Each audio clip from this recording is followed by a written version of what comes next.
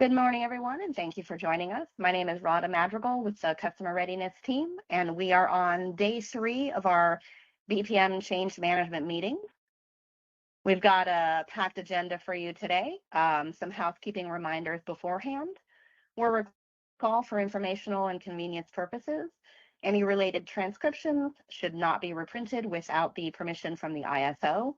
We have structured this meeting in a way that we are going to hopefully stimulate honest dialogue and engagement with our stakeholders. Please keep your comments professional and respectful as we have these discussions. This is the last set of meetings we have for this month, and then I'm going to kind of figure out the best way to manage the April meeting given the engagement that we've had and decide how many meetings we need to have to cover these topics again. If you are connected to audio through your computer or you use the Call Me feature, there is a raise hand icon down at the bottom of the screen that you can use to ask a verbal question, or you can dial *3 to enter the queue if you have only dialed in by phone. Please make sure that you state your name and affiliation before you make a verbal comment, and reach out to me at any time if you're experiencing technical difficulties. We have a number of BPMs that we're going to walk through today, and we're going to kind of do it in a methodical fashion. So we're first going to start with the brand new EDAM BPM, and then we're going to move to market instruments and market operations. I do want to point out to you that market operations was submitted as an emergency PRR, so you can kind of think of today's meeting as a preview for that BPM. The comment period is still open for initial comments for market operations and will close April 14th. So you have plenty of time to get in your initial comments, and then we will have 2 additional rounds of stakeholder meetings on that BPM. So that's kind of why we've teed it up at the end of the conversation, because that has the most opportunity for additional engagement. Our BPM process is organized to set forth the business practices that we are implementing through the ISO tariff. We have a policy initiative roadmap process where we rank various initiatives and proposals. Any policy changes that get submitted through the PRR process will be in turn referred to that policy initiative roadmap process. Every subject that we have in a BPM is based on enabling language that exists in the ISO tariff, and so we can't use the PRR process to introduce changes that are not supported by existing tariff authority. Like I said, the first BPM that we're going to walk through is the one for the extended day ahead market. We are going to look at the supplement first, and so I will turn it over to Michael Martin. The way we're going to work this is we'll have a slide. The slide presentation will keep our cadence and our agenda, but I also have the actual document that we're going to be opening to talk through as well.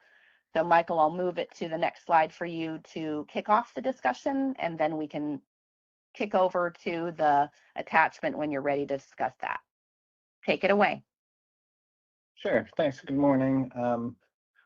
So PRR 664, the attachment to the new EDAM BPM, the California VA's supplemental new attachment, and it describes how the ISO will consider using the net export constraint and reliability margin. We did get a handful of comments from 6 cities, and I did want to note that this is the attachment for just how the BA will consider using this feature. We did kick around, maybe this should have been just a public procedure instead of an attachment, and felt that it would be more transparent to show it here. Let's go ahead into some of the comments on this attachment, and I think I want to focus in on only a couple. There's 2 main comments that we can focus on.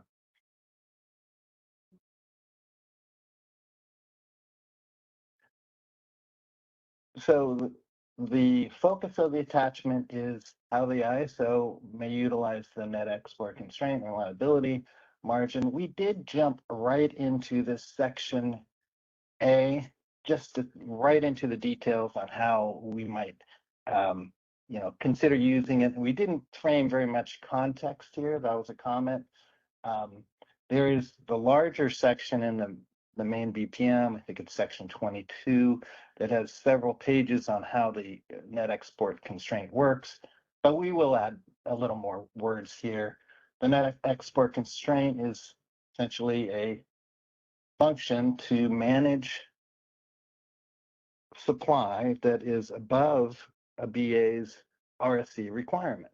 And for the BA, that might be a situation with so much RA that is must offer. So we will describe that in a little more detail. The other main comment, and I'll keep going, the section here that goes into the confidence factor. One of the wording in here discusses how it is a tunable parameter, and it made it sound like it's tunable, unilaterally, or we can just tune this as desired. And we wanted to make sure that that was not the agreement in the stakeholder process and in this BPM process. We agreed to make this a BPM change and stakeholder change should we change or consider changing the confidence factor. We'd have to come back with some historical or operational reasons to justify such a change.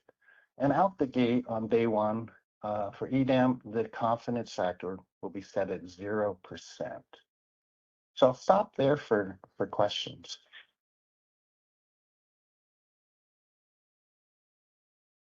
Folks, feel free to raise your hands or put a note in the chat if you have a question for Michael on this section or anything we've discussed so far.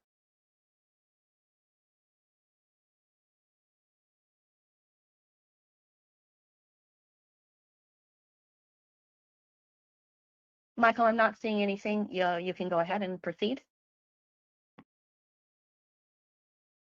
Okay, so I think that's it on the supplemental. Again, the net export constraint is consider it a tool that's in the toolbox for the KISO BA and every BA. My opinion, and I'll say this, is the ISO is a market-enabled BA. So we're not going to use a tool that is limiting the market out the gate. It's a tool that should we need it, and then it could be considered. This is just outlining the authority and the thought process. So with that, with no other questions, let's go ahead to the next one.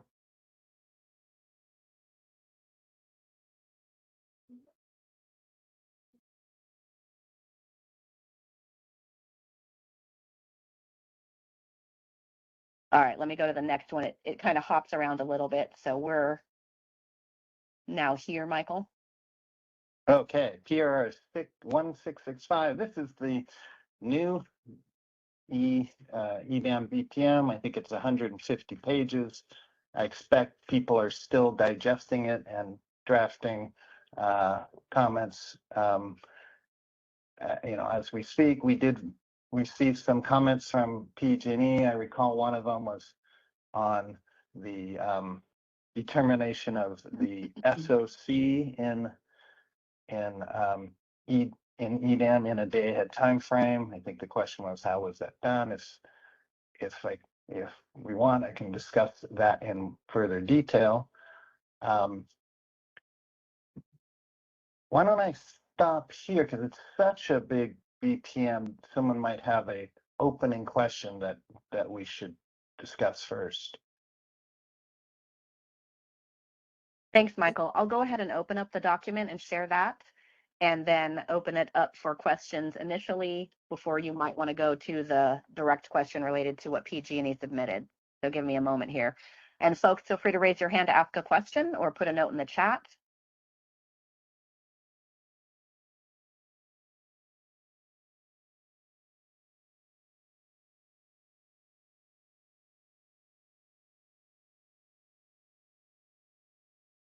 Okay, I see it here. So we have the BPM. If we want to try and scroll through it at a high level, we can do that.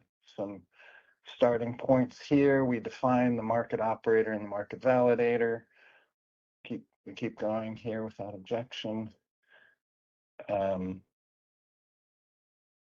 can proceed. This is some market background.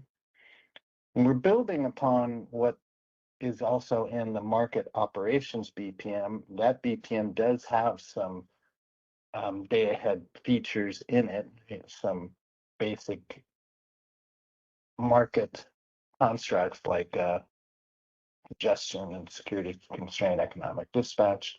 Let's go ahead and keep going down. We can show you how this document is laid out.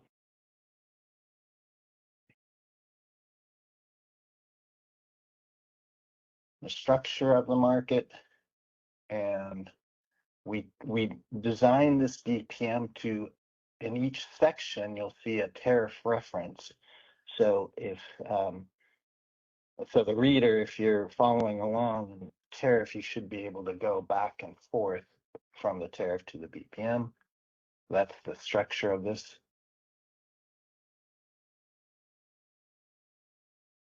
This next section talks about implementation activities. We'll talk about, all the steps, from starting from the early connectivity to all the checkout readiness activities. If you scroll down, it'll go into several detail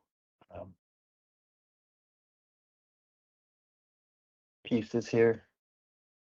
I think it's a little further down, Rodham.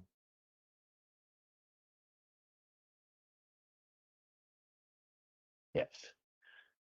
So these have been shared with EDM participants that are starting onboarding, specifically PAC and Portland, and they're working towards these. So this is the list here to be aware of that we go through to ensure that an EDM participant is ready before the go, no-go decision. All right, keep going down.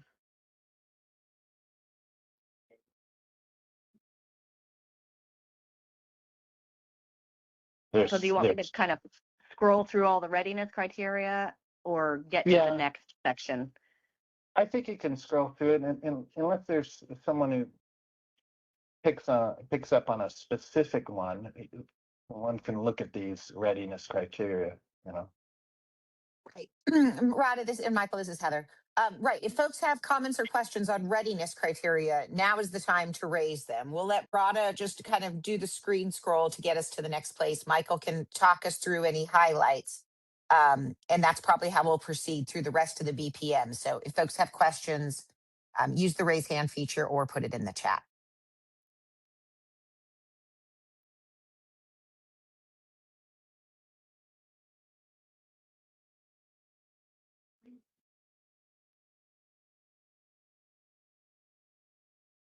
You can see that there's several departments. There's IT pieces, there's settlement pieces, there's all kinds of engagement pieces here.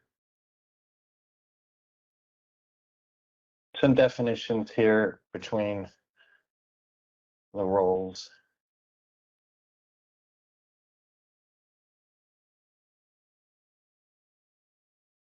Okay, so stop here. We do talk about the suspension of EDM participation here, and I know in another section we define and go into it in a lot more detail on operationally what suspension or disruption means. So I might want to discuss that when we get to the later detail. So keep that in mind if you have a question on market disruption that's coming up. Talk about roles and responsibilities.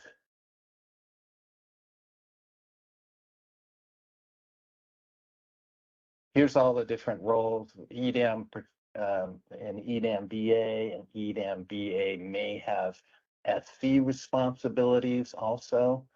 An EDM entity may have third-party SCs.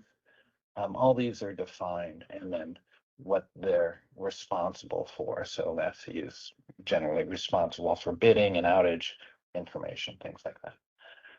Communication protocols, this is mirrored after the other BPM on how we communicate through reports, CMRI and OASIS coming up here, cyber and such. All right, go ahead and keep going. Some discussion on what happens if we lose connectivity. Of course, you do the best you can. And so that section's outlined here. A section on how VER resource data is communicated. EDAM entities have the option to do their own VER level, resource level forecasting, or use the ISOs. So that's described here. And if you use your own, you're responsible to get it in time. We now go into EDAM operations. And this new concept here, there's several pages. This is a very important new function in EDAM called the Transfer System Resource, TSR. Now in real time, they're called ETSRs, Energy Transfer System Resource. But in day ahead, since the TSR carries energy, imbalance reserves, and potentially AS, it's not just energy. So that's why we dropped the E and we just call them TSRs. They're modeled the same. The diagram here shows that they're balanced. You have one side that's the export and the other side's the import. They have to be named the same and they will balance. So that's the same design, and it goes into those details. Go ahead further down. We then talk about the TSR types. And there's 4 types here, and there's several rules here, and those familiar with tagging and transfers are familiar with these. But at the highest level, the types are type 1 is a bilateral transfer between a couple of BAs.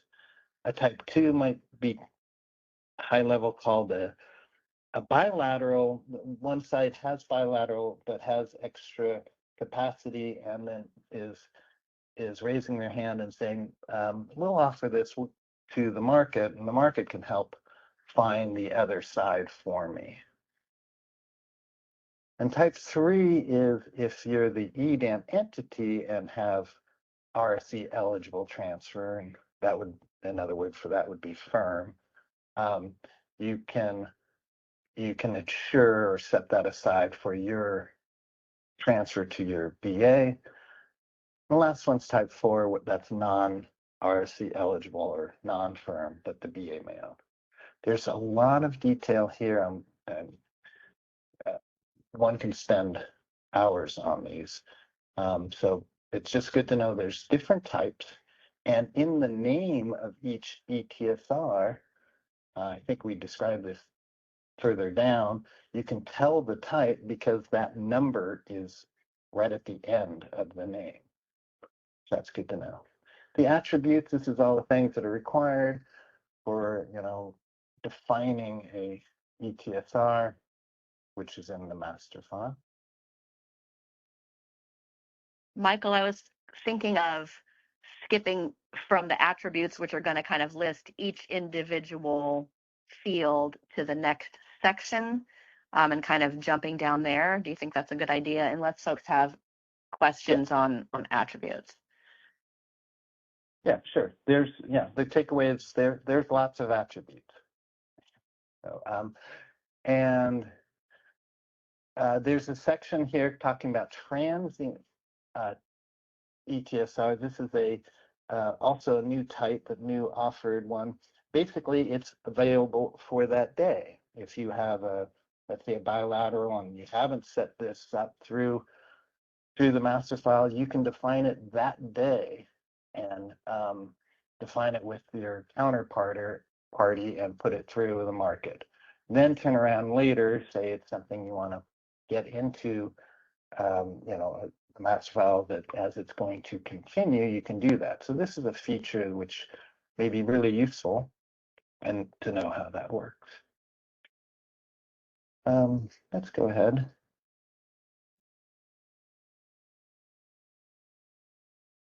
Some details on the transfer type locations, and I think more details on how they're defined in cyber. Let's go ahead and continue down. This is a lot of detail on the different types. Is this another section where I should hop to the next one, Michael? Just kind of section by section? Yeah, I think so. We've got a lot to go, so. Yeah. Yeah. So here's more detail on how each type has validations, bid validations on each one. TSRs, when they complete and clear the market, they are then rolled over into real time. Consider it like a day ahead schedule for a generator. It is protected. It comes over as, you know, you can think of it as a self-schedule or a base ETSR, hourly base. It's considered high priority for those in the ISO. It's not something that is low priority. So it's protected as far as any pro rata past curtailments. It would not be one that would be in that set. Let's keep going here. You also reaffirm type 1 TSRs in real time for any last moment capacity change. You have to reaffirm that you know the capacity is still there. I think that's done at P75, 75 minutes before the hour.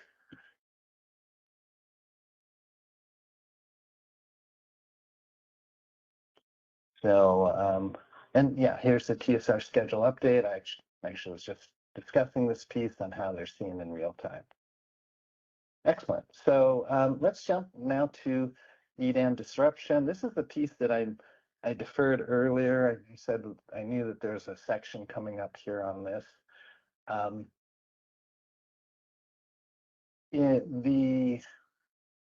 There's in the tariff, there's the concept of a market disruption, and a market disruption in day ahead would be, simply put, we can't run the day ahead for everyone. We either can't do it, we're having troubles, whatever troubles it is. Now we have to consider doing something else. So these words talk about what considerations we would do.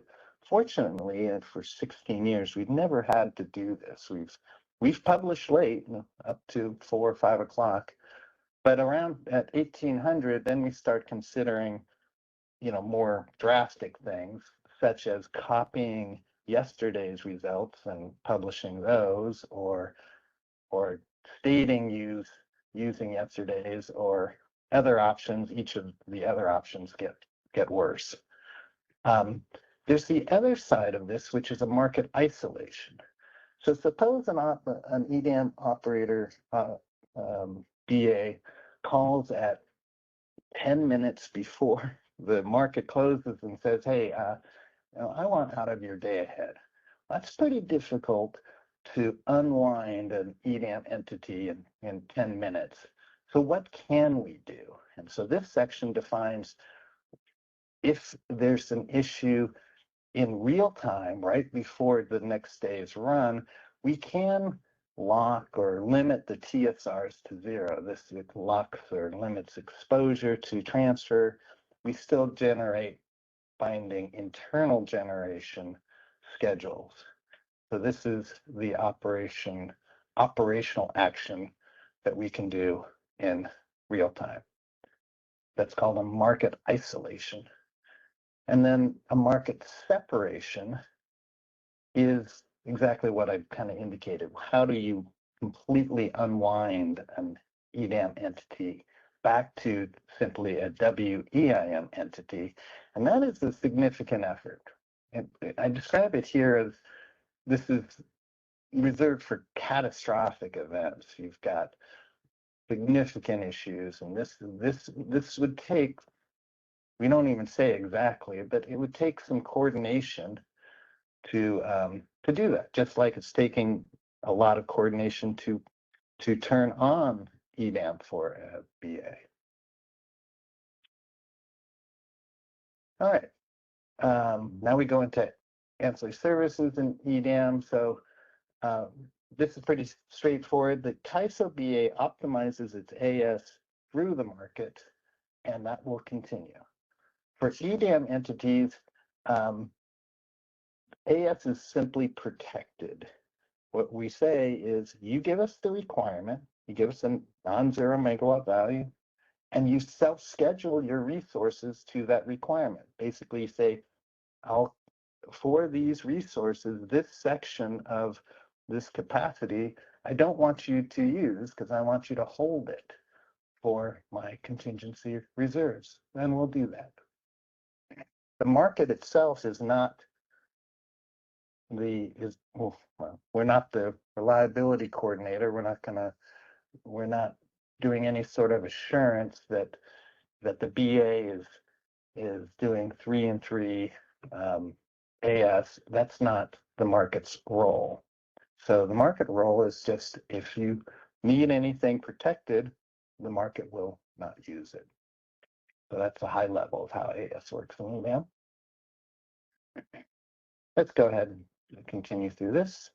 I'll hop to the next section. I just wanted to pop in here with a suggestion, folks. We're going to kind of step through each section, and Michael has something brief to say about it. But I did want to ask that if you kind of have questions that you're holding for a specific section, can you put a note to me in the chat so that we know where to focus your attention in the discussion? Because I really want to add value to the conversation here and make sure you have an opportunity to ask your questions. So if you're waiting for a specific section of this BPM for a question, please note that in the chat, because we can always hop to that section so that we can get the best use of our time conversationally here. In the meantime, I'll pop to the next section, which is about outages. Thanks, Michael. Great, thanks. So outages work, like in real time, but of course in an hourly construct. You still use the web OMS system or your own system and connect it with an API interface, and it comes through to our system. Go down a little bit here. There's something I'd like to point out. So there's no change other than it's in an hourly time frame. We do add the ability, and I think we discuss it here, that we can add constraints, transmission constraints, such as flow gate activations, contingency activations through OMS to get to the EDAM market. And that is a new feature in Web OMS. And it's right here, it's constraint modeling. And so that's a section that it's the most preferred way to turn on a constraint is to connect it to an outage instead of doing it manually. So if the outage moves, the constraint moves with it. So while we can do a manual constraint, and we have a process for that, we recommend using Web OMS. Go down a little bit here. I discussed the the OMS outage timing, and stop right here on this table, and it's important to note. So in day ahead, the interval is an hourly interval. So when do you start and stop an hour? Well, you have to draw the line somewhere. If you submit a outage and you say, I want to start it at 18:01, you're essentially saying, I don't want to start it in that hour. It's actually going to start the next hour. So the line is drawn at the top of the hour. If you do an outage that says, I want to start it at 18:01 and end it at 1900, that's within an hourly interval, and Dayhead doesn't even see it. So I've described here this construct, which is important to know. I have seen outages start at 1801 and question if the person understands for a day ahead market what they're trying to tell me. Is it saying I want it to be at 1801? It would be the same as simply saying I want it at 1859. So study that, and for your outage folks, make sure they're aware of this.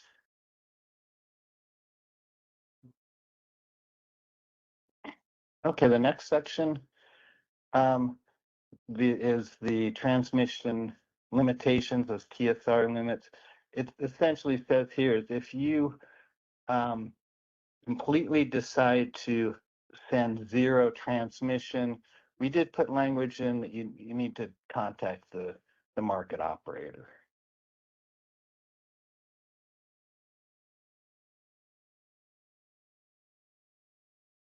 And so the next section is some settlement section here. Let's go ahead. The settlement details are in the configuration files and their whole process. I think we're saying here that that's where the details are found. That's right. And those were covered in yesterday's BPM call, Michael. Very good. Okay. Credit worthiness, settlements concept, disputes, legacy contracts. I'm going to skip over these. These are not really my strong point. I think we're just saying here, yes, we honor existing contracts, we honor existing transmission ownership, and so forth. And that, you know, for it to not be considered in the market, you need to register it. So let's go ahead to the next section. Oh, this whole section goes into transmission services and OAT transmission right. There's all kinds of requirements for OAT. Again, this section isn't my subject matter expert in this, so I'll refer that to any questions on OAT requirements.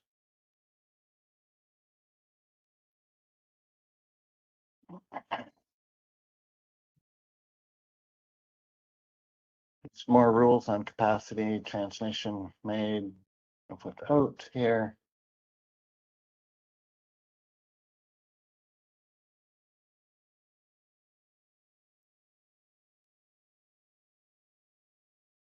And I'll continue going. So transmission planning, we do have a big transmission planning group.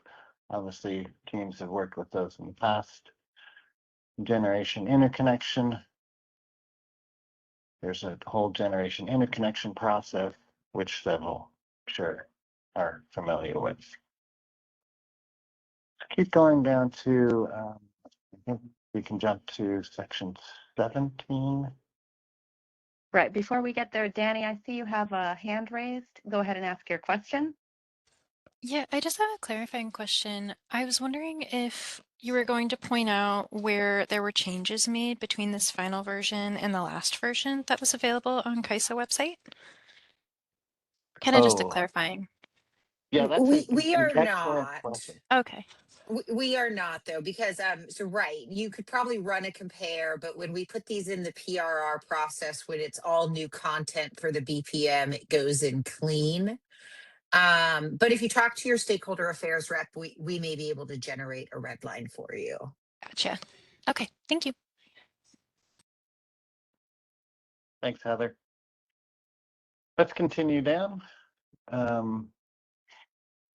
Access charges and such, I'll refer to settlements folks if there's any questions. Michael, are you wanting me to go to section 18 for CAISO markets and processes, or where should we jump to next? Well, yes, we can. How about you can just slowly scroll through this whole section, just so, you know, someone is looking for something, they're aware of it. So Okay. that's fine. But I'm just not someone who can really speak to all this. Well, and a lot of these details are covered. So if folks have questions on the content, definitely submit those. But Michael, I think you're going at a great pace for what we have to get through. So just you can keep marching on. Okay, thanks. Let's see. Access charges.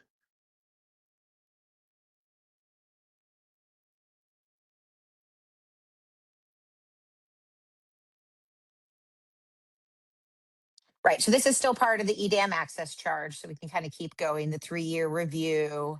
And then we have the EDAM access charge calculation. Right. And then here we are, 18, Rada. Okay, so now we discuss more of how the market works with LMP prices, which is similar and the same as it's done in WEIM, but in an hourly day-ahead process. We'll then go ahead and keep going, march through the different components of LMP, the energy cost, congestion cost, loss, and then this new section coming up, the greenhouse gas component, where we've mirrored what is done in real time with the greenhouse gas framework. We added a greenhouse gas path to establish the framework. And there's several pages in greenhouse gas. I think in this BPM or I can't remember if it's in market operations. And high-level discussion on the responsibilities for schedules, submission. This is at the inter-tie level.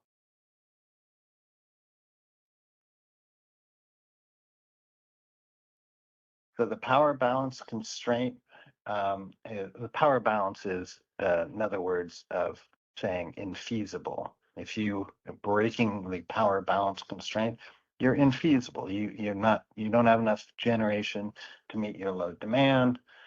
And this talks about how the constraint works in day-ahead. It's as similar as in real time. Inter-SC trades, there's a section here. Heather, I might ask someone help on this section. I can't remember how we landed on inter-SC trades. Yeah, we may have some more updates to do to this, the NRSC trades as that final FERC filing gets approved. But I think for right now, it's accurate, Michael. Great, thank you. Okay, the next section talks about the bid responsibilities. I did touch on this a little earlier with the AS portion, but there's some good descriptions on how the bids are laid out. There was some excellent training on this provided by external training, Rada, thank you, on how a bid is laid out. You probably go ahead to the next section here.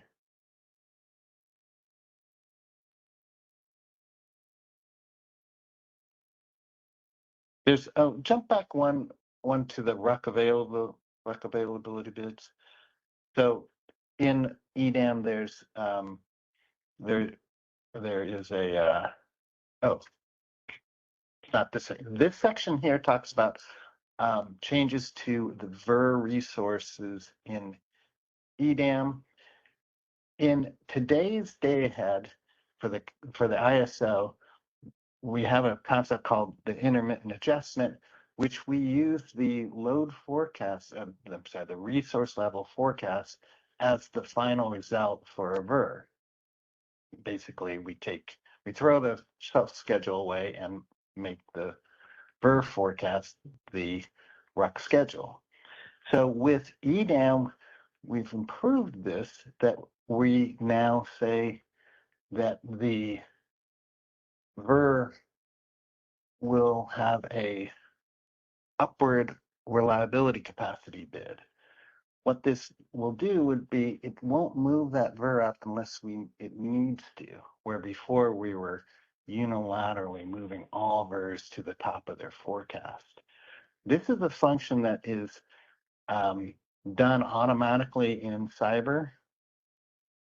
So for a VER, the VER RCU bid is created up to their load forecast for day ahead. So that's something to be aware of. All right,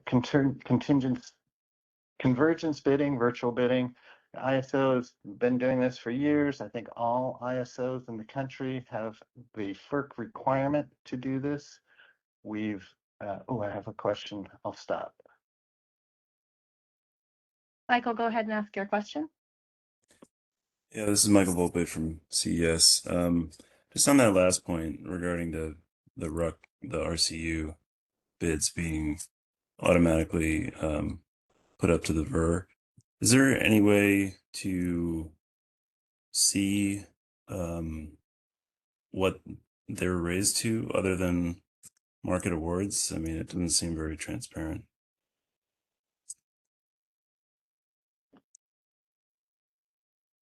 So the VER forecast it's raised to the VER forecast it's either the EDAM entity that's provider that's sending it, or if you use the ISOs, if you use the ISOs, that is a good question, which I'm trying to reflect on here how. But if you're using your own, then I would suppose you'd be able to see that from your provider. I'm speaking from the ISOs. Michael, I don't know if we had contemplated any additional visibility, but if that's something that you would find beneficial, if you could submit that request, I'm sure it's something we could look into. But Michael, unless you know of something additional that the forecasting team would be making available right now, that would help. Yeah, so you could tell that I had to stop and reflect. I couldn't think of anything, but yeah, let's take that one. Let's take that one back. Thanks, Michael. Thank you. All right, the next section was convergence bidding, discussing how we've been doing convergence. The ISO has been doing convergence bidding for 14 years in day ahead. And for EDAM entities, it is, I think the official agreement, it's not turned on for day one and to be considered at a later date. I think my personal opinion is FERC might at some point ask other entities for convergence bidding, but for day one, an EDAM entity is not doing convergence bidding, but Big CAISO is. There's a function available in the tariff that we can suspend convergence bidding either at the P node, an individual P node, all the way up to a whole zone. The ISO has only done this once, I think, very, very many years ago. There are better ways to address issues than just suspending the convergence bidding side and not affecting the physical bidding side. So this is one of those, it's a tool in the toolbox, but the ISO doesn't swing.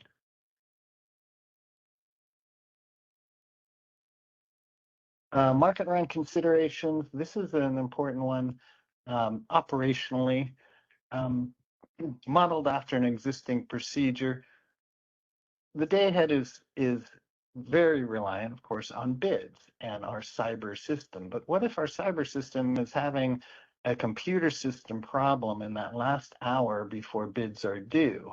That might really unfairly impact an EDAM entity. So we have a procedure that, say, for example, cyber goes down in the last half hour, we'll hold the market and then provide that extra half hour again for bidding. So this is what this section discusses and how we try to fairly give everyone a fair chance to bid completely and accurately.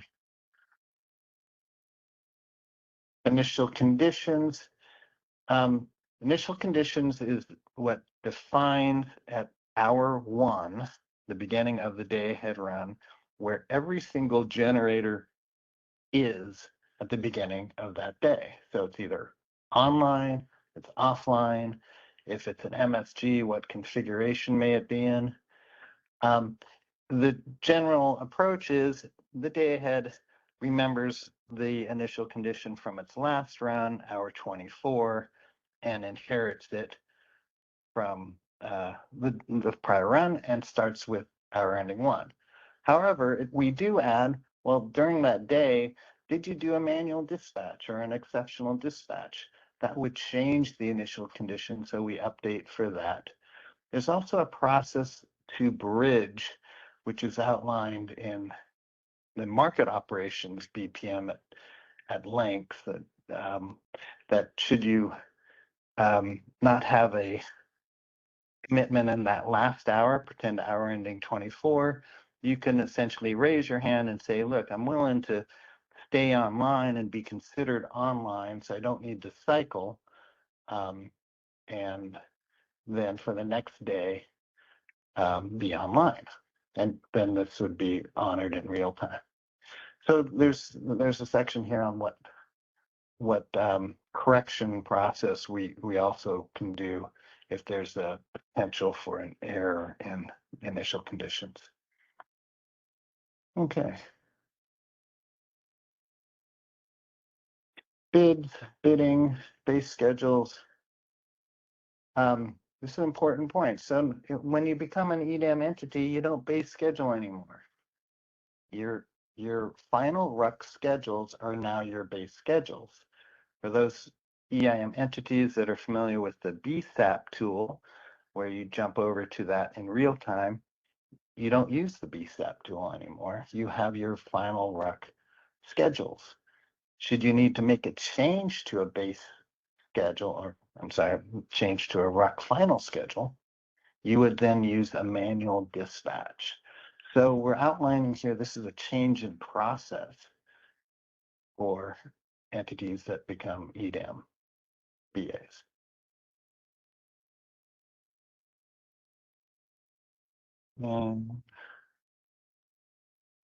Additional information here, we call, yes, we do have, we put this in a few years ago for gas fire. This is what we call a gas burn report for gas providers to help fuel management. There's some reports on CMRI called gas burn report. It goes out 2 and 3 days.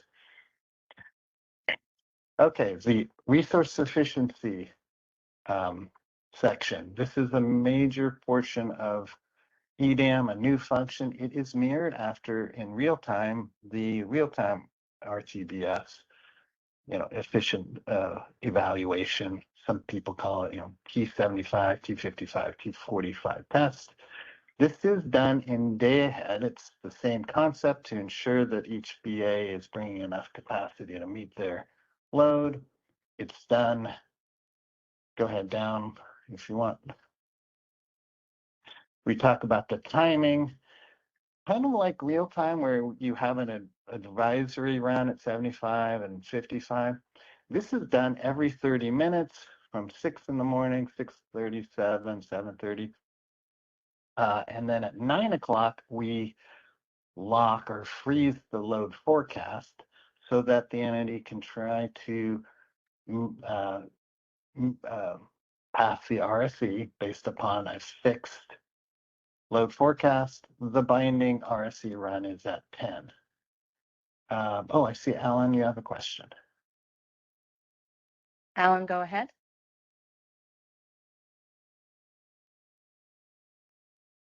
Hi, Alan Meck, PG&E. Let's see. I think it's this section right here where we talk about variable energy resources. Maybe it's just slightly above if you scroll up a bit.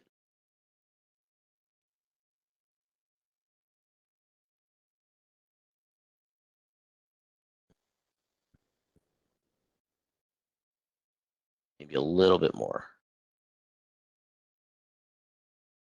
I believe it's page 85.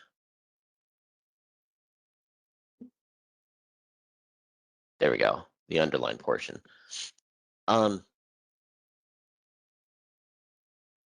It sounds like you're saying that if a variable energy resource doesn't submit a bid, then CAISO is going to insert a bid. By which variable energy resources, and it seems to me that this is probably overly broad, and I'm not sure if this is something you'd want to specify, but it's a question to you, I guess, to just think about this more carefully, because I think that you would mean you would submit bids for what pseudo-tied resources, dynamically scheduled resources, and internal resources, but probably not every single resource that you have on your master file, right? Oh, right. Go ahead, Heather. I was going to say that. I was going to say this is a fair point by Alan, and we should add some more words to this description for what's happening here. Okay, great. Yes, I agree.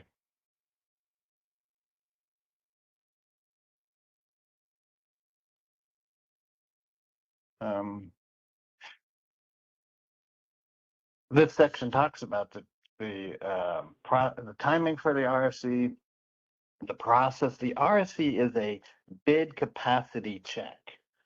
It doesn't consider transmission constraints. It's not a power flow run. It's measures, are you coming into EDAM with enough bid-in capacity?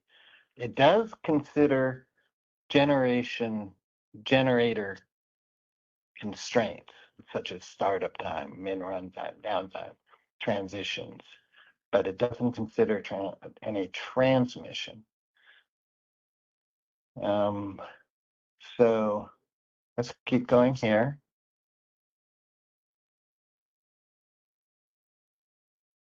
We discuss how it's measured against a forecast.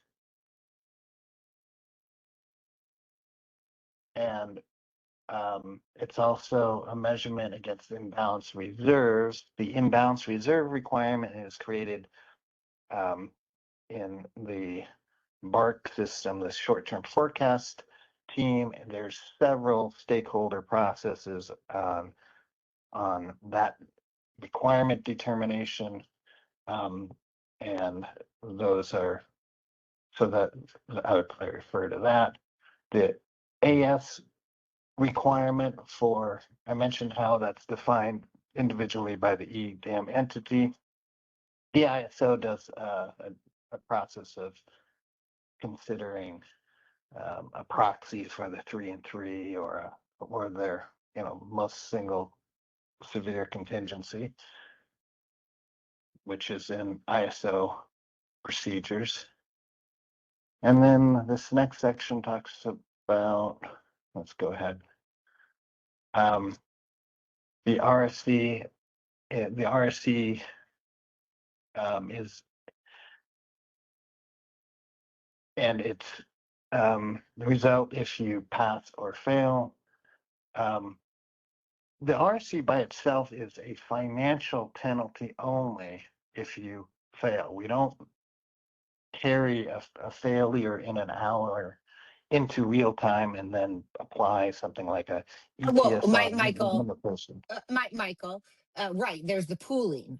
If you fail the RSE and your failure is not cured through the IFM, you are out of the pool. So that does carry through to real time. Correct. That's remeasured in 5-hour resupply test.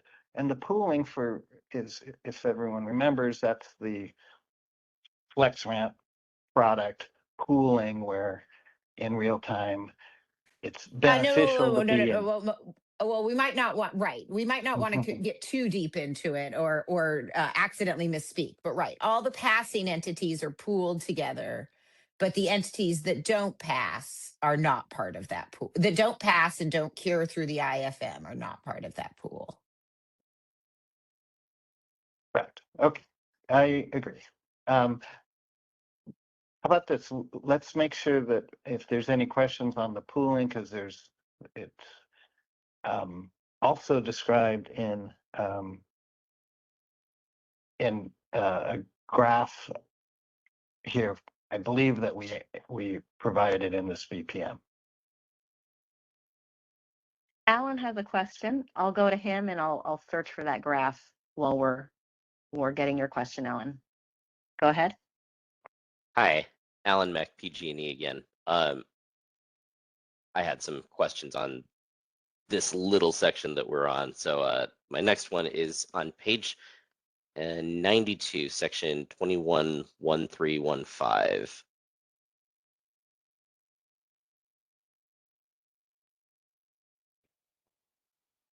I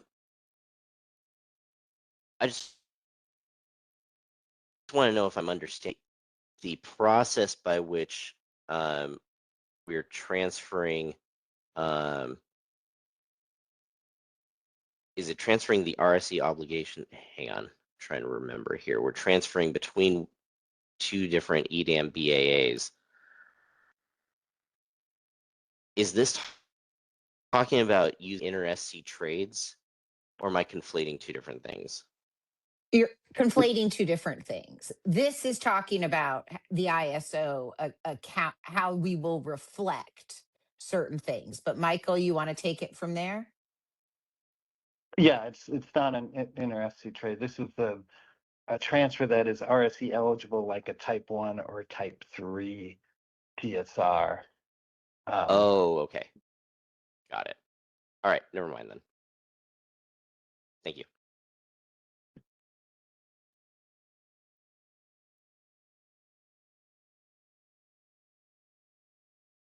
Michael, I wasn't sure where the visual that you were talking about exists.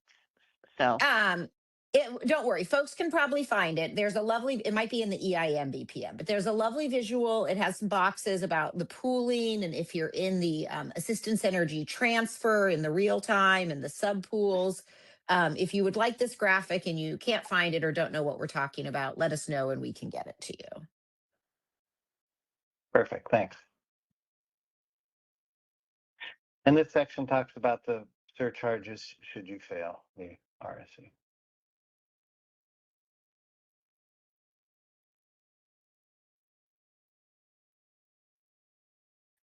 This next section talks about the order in which we run the day ahead.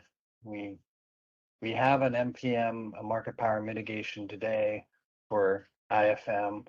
This will continue. And I think the next section we are describing this in more detail. looks like Callie has a question. Callie, go ahead.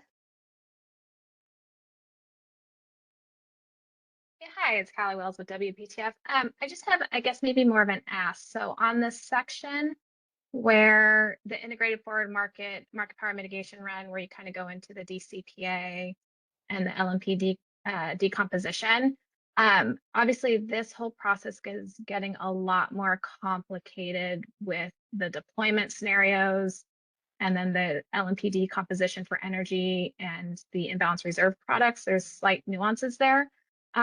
I was wondering if you guys could maybe add a little bit more detail in here as to exactly how, like, more formulas, or I believe you have a little bit more detail in one of the other BPMs, so maybe just reference where those details can be found. Because when reading through this, it just kind of, like, I was thinking that it'd be useful to have more information on here.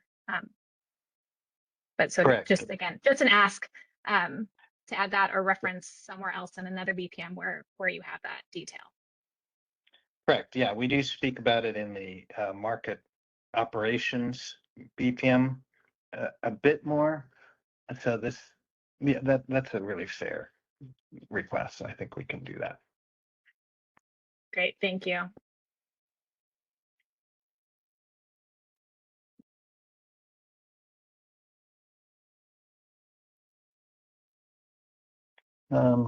General, I think we spoke about the LLP composition here.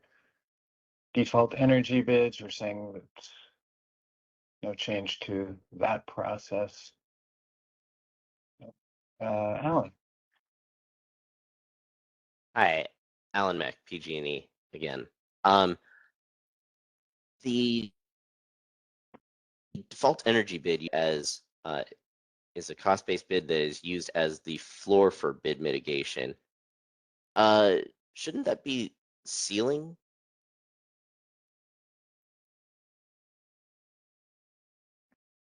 You, Because when you go to mitigate yeah. a bid, you're saying the bid cannot Yeah. be any higher than the DEB, right? Doesn't it? You're right. That would be the mitigated bid should be the ceiling. Where does it say floor? It does say floor. Right. That's a good comment. Let's look at that section. And we'll commit to check all our floors and ceilings in the BPM because it's a long document. So good catch, Alan.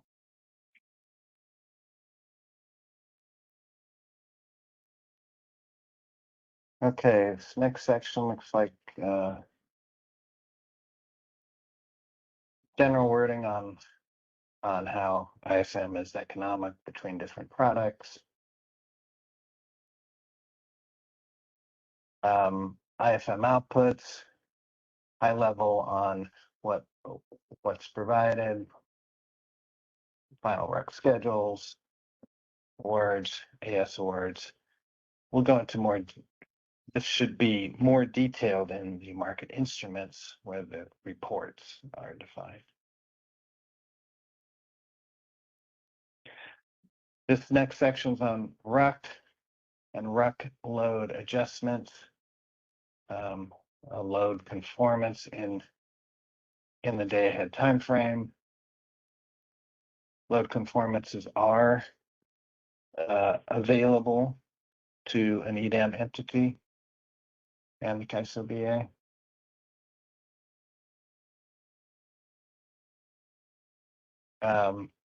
Here's the section on the net export constraint. So this is the high level description of what it is and formulas and how it works. And then the supplemental went into more detail. So this is some excellent work here on how it works. I know a formula is coming up here. Looks like we've got a question from Stephen. Go ahead. Yeah, this is Steve Keen from Edison. Can we go back up to the section 22.2.1, the IFM outputs?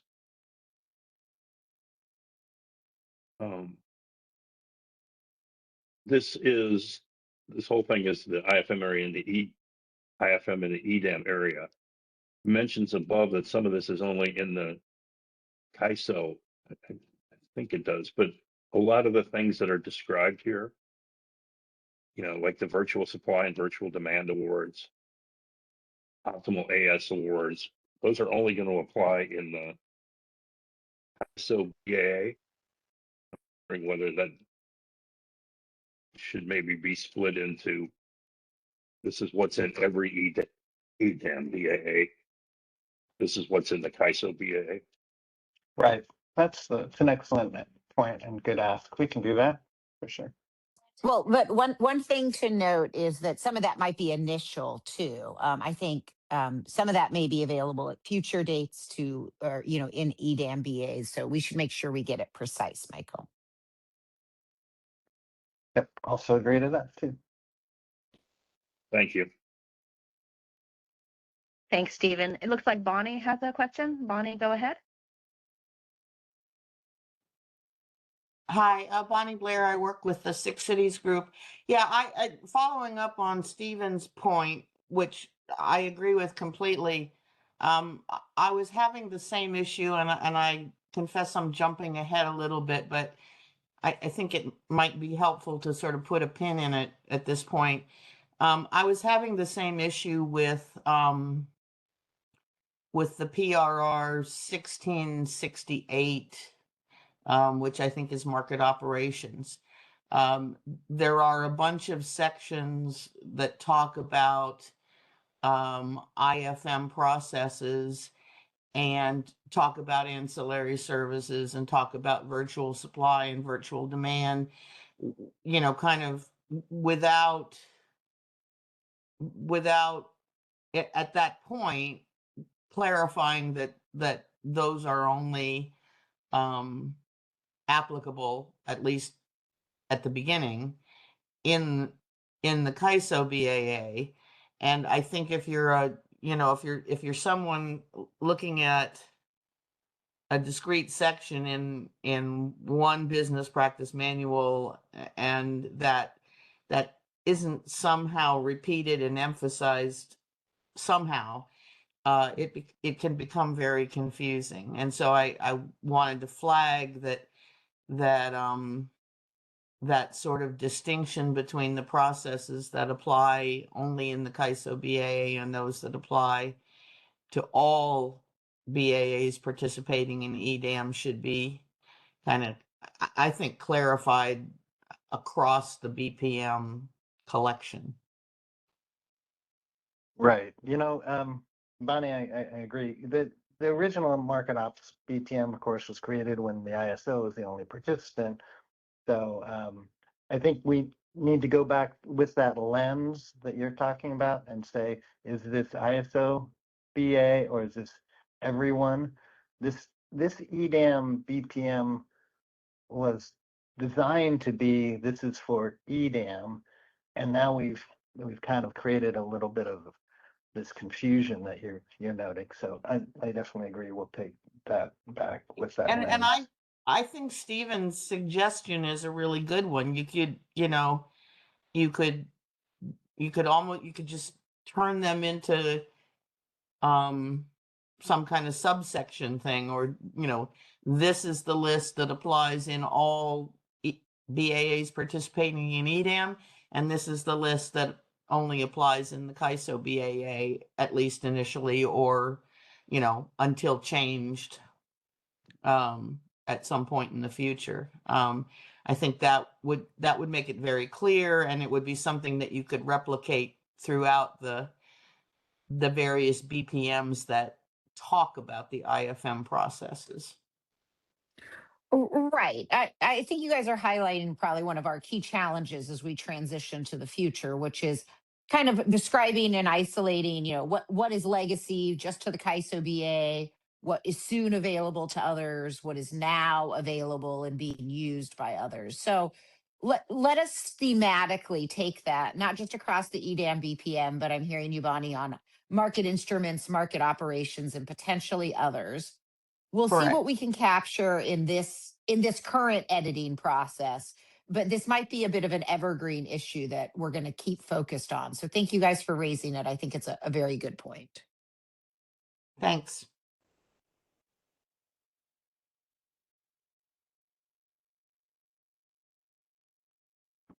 Okay, I think we were at net export constraint. There's 3 or 4 pages, some details on the net export constraint.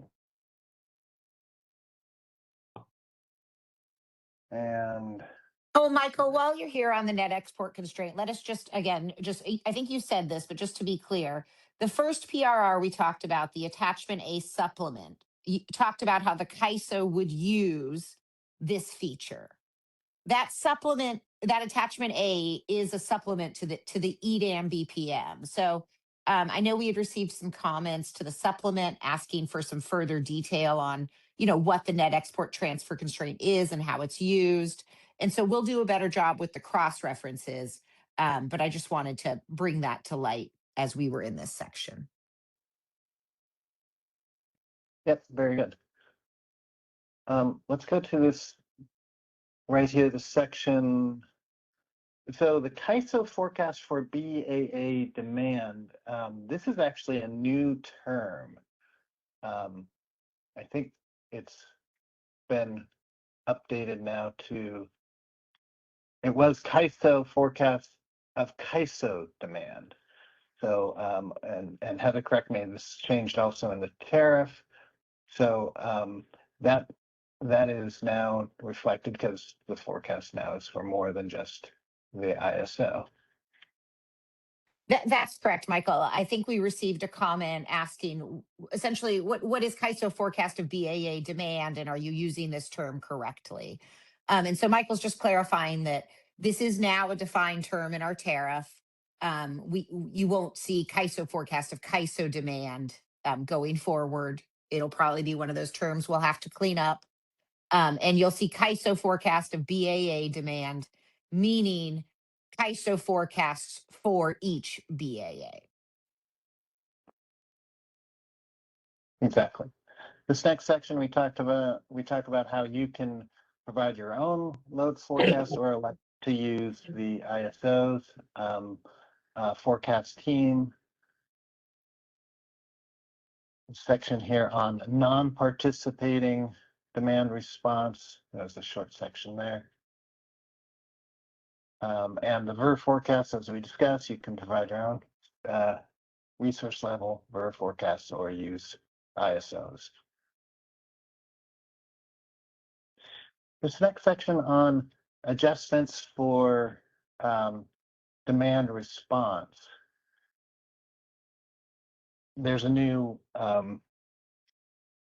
feature, API, as part of EDAM, available to EDAM entities to provide demand response that will be used as a load adjustment. And the rules here on how to use that. Reserve sharing groups. Just a note here about how reserve sharing groups are treated. Well, the market is not really aware of a reserve sharing group. I know that they are used in EDAM entities, and so that's how the market treats a reserve sharing group. Interchange schedules is a thing that we still respect NASB and NERC requirements. There's a large section here on greenhouse gas accounting. I am not a SME on this section. It's mirrored after the existing treatment in real time.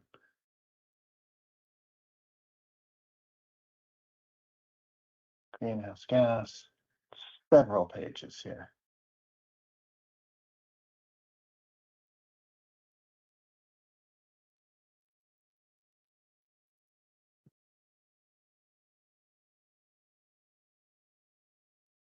And I have heard it from our internal greenhouse gas team that we may have some cleanup to do here to capture just kind of some recent changes and refinements. So I just preview that when we post the next version of a document, you may see some red lines in this section, even though we aren't discussing it here on this call, but those should all be consistent with all recent stakeholder discussions. Excellent, thanks. Yeah, just keep walking through this section so people can see what each is here. Will do. Looks like we've got a question from Stephen. Go ahead. Yeah, Steve Keen from Edison. I'm just looking at some of this, and it says that, and I assume these are the changes you're talking about, where it says scheduling coordinator for a resource located outside of a GHG regulation area submits a two-part adder consisting of the bid GHG bid capacity and GHG price. But there are currently entities in the KISO that are not in California that I believe they don't do that at this point. Is that the change you're talking about? Well, you've called my bluff, Steve, in the fact that I am not on the close in the GHG matters as I am, say, in the RSE matters. So I don't know, but let us put you in touch with our GHG team. I'm not sure if they are considering that, and I want to make sure we get your feedback. And I don't think they're on here. Yeah, and I think I am in contact with them. I think we have something scheduled for tomorrow.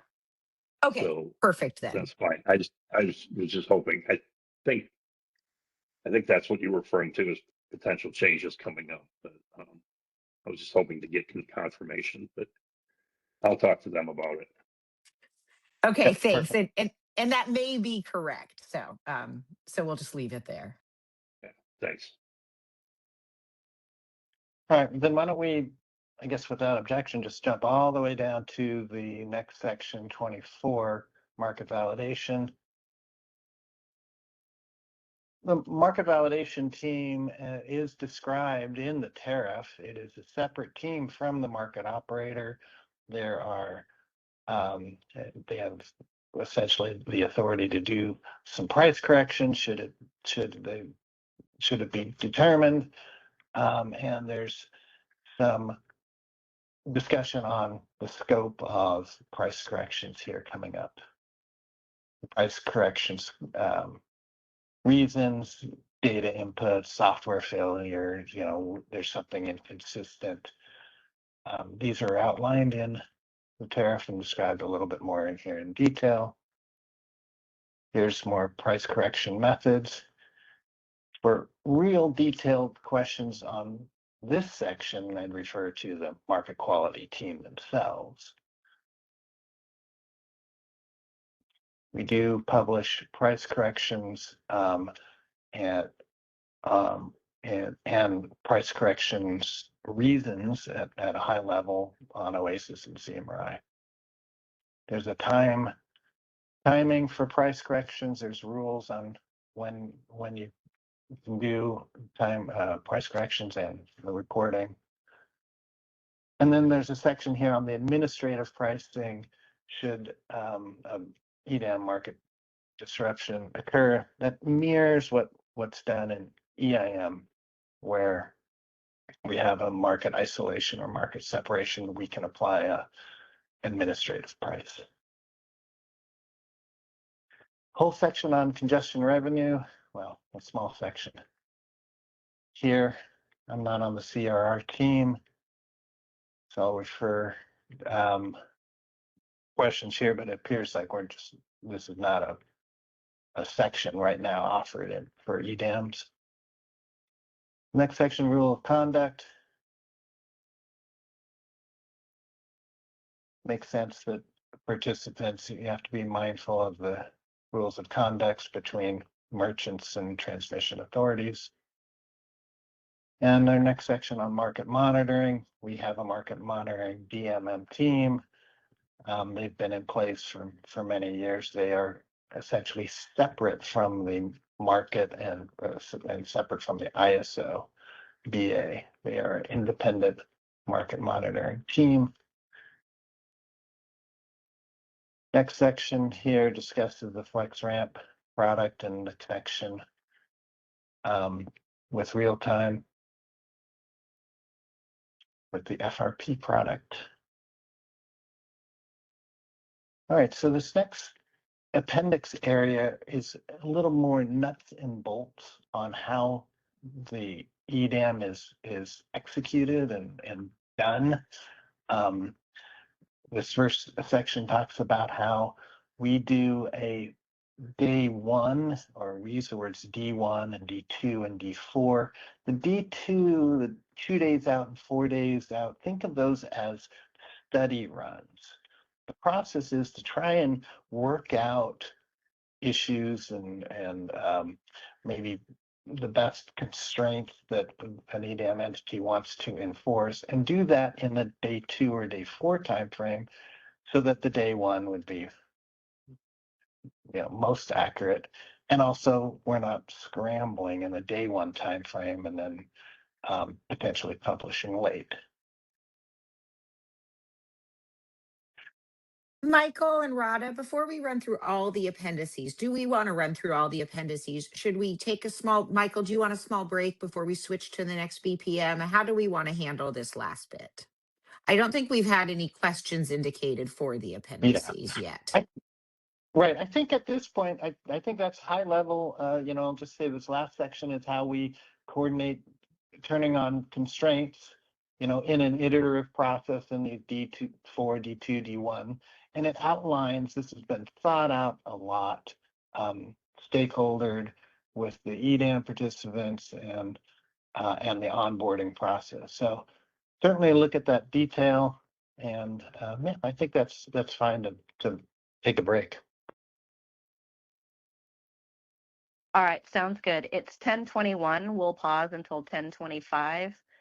And then we'll resume. And Callie, I see your hand, so we'll take your question at 10:25. And then we'll move on to market instruments. So bear with us, folks. I'm going to pause the recording.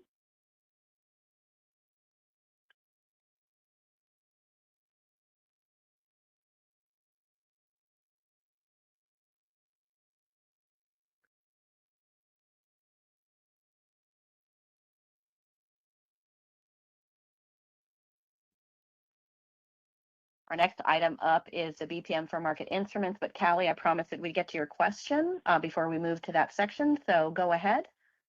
Yeah, hi, thanks. It's Kelly Wells with WPTF. I just have a bigger picture question, so I wasn't quite sure when to ask it. But obviously we're waiting on a FERC order on the EDAM tariff clarification filing, and I think that's hopefully coming out in the next week or two. If there's any changes to the BPM from that, will we see red lines in this PRR, or are you guys planning on submitting a new PRR to reflect those changes?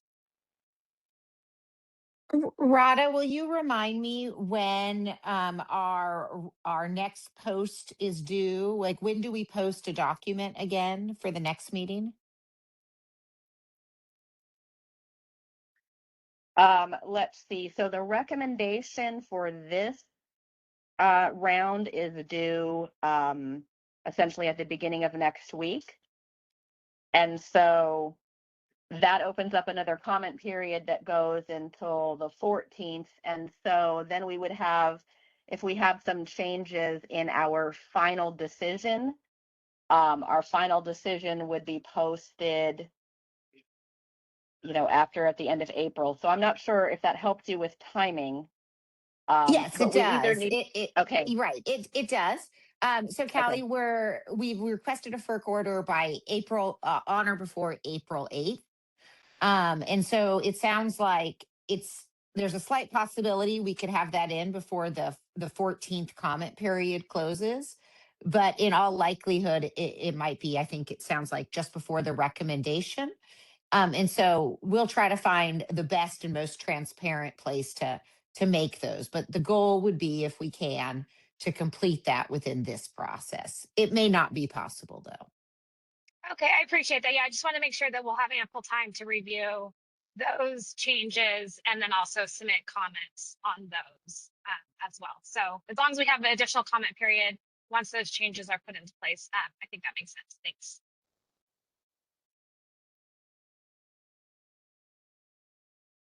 Okay, a good question for us to keep in mind, and we'll let folks know as the process evolves. And so I think with that, Rada, now we're on to, what was it, market instruments? And then after that, market operations. Yeah, so Michael, I don't know if you wanted to tee up a little bit of discussion here before we jump into the document, or let me know where you want to head. Yeah, sure. Market instruments is our BPM that describes the instruments. So generally it's things like cyber and the master file and our reports like OASIS and CMRI. We did receive a handful of questions, so let's go ahead and jump into the document.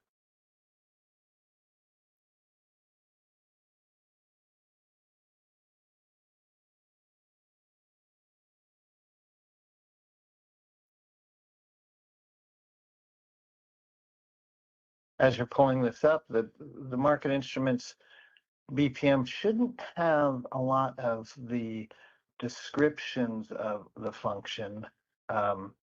If it describes a function, it should have been covered better in, say, the EDAM or market operations. This should be reporting, conversation, and it's also going to discuss a few more reporting changes as a result of BAME, which is the imbalance reserve and reliability capacity product. This document is redlined since this is an existing BPM. So it is put on top of, I think the current version is 89. So we have some nice redlining and places where we throw in words such as here, you know, that we have imbalance reserve up and imbalance reserve down to consider. So let's go ahead and go down a little bit.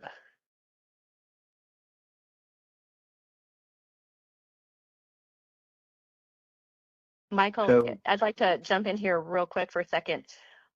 If there are specific sections that you wanted to call out or bring attention to, let's go through those. And then we also, I know you had mentioned we had some comments. So if you wanted to also kind of skip forward to the places where people have comments to discuss that, you can also just direct me to go to those sections. So in the interest of time, because this is a large BPM, if you want me to jump around, we can do it that way as well. Just let me know which sections you'd like to head to. Yeah, maybe just jump on each one of these and see if we can do it quickly. Which we might cover the questions here. And I think it's good to have the high level discussion. So I'll just go quick. Okay. We add here that there's a new market power mitigation run, because we do that on the reliability capacity bids. We discuss here in the RUC changes to RUC. The RUC capacity is now really the combination of what comes out of IFM and the combination of either the reliability capacity up or down. So you can keep going. That's exactly what I mentioned here, the reliability up and down. Keep going if you would. The extremely long start section, I don't believe we made any substantive changes here.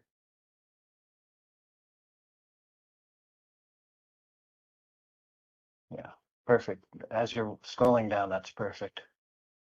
We make corrections for the new term CAISO forecast of BAA demand. There was about 72 places, as I recall, we corrected. Keep going. Yes, nothing here. Manual dispatch. No change.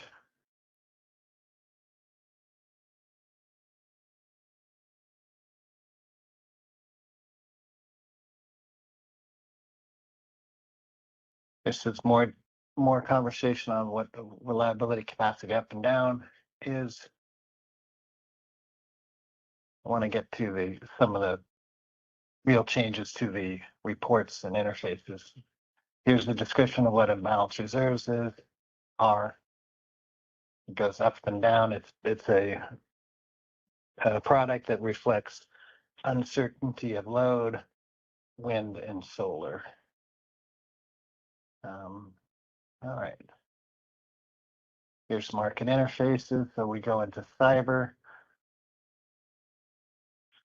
We'll discuss stipend. Now you can input bids for imbalance reserves. You can put bids in for liability capacity.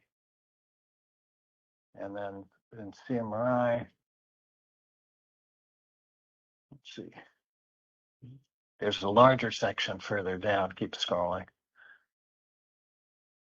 Okay, in master file, there's, I believe, several changes here from the master file team on changes that support EDAM. If you just scroll through this section, I'm not in that master file team. I can only speak to it at a high level. Open access same time information system, that's OASIS. And further down, when we get to the public reports section, we'll outline the OASIS changes. Overview of market instruments. Let's keep going. I think we can get to some of the bigger changes. Virtual bids, no changes there.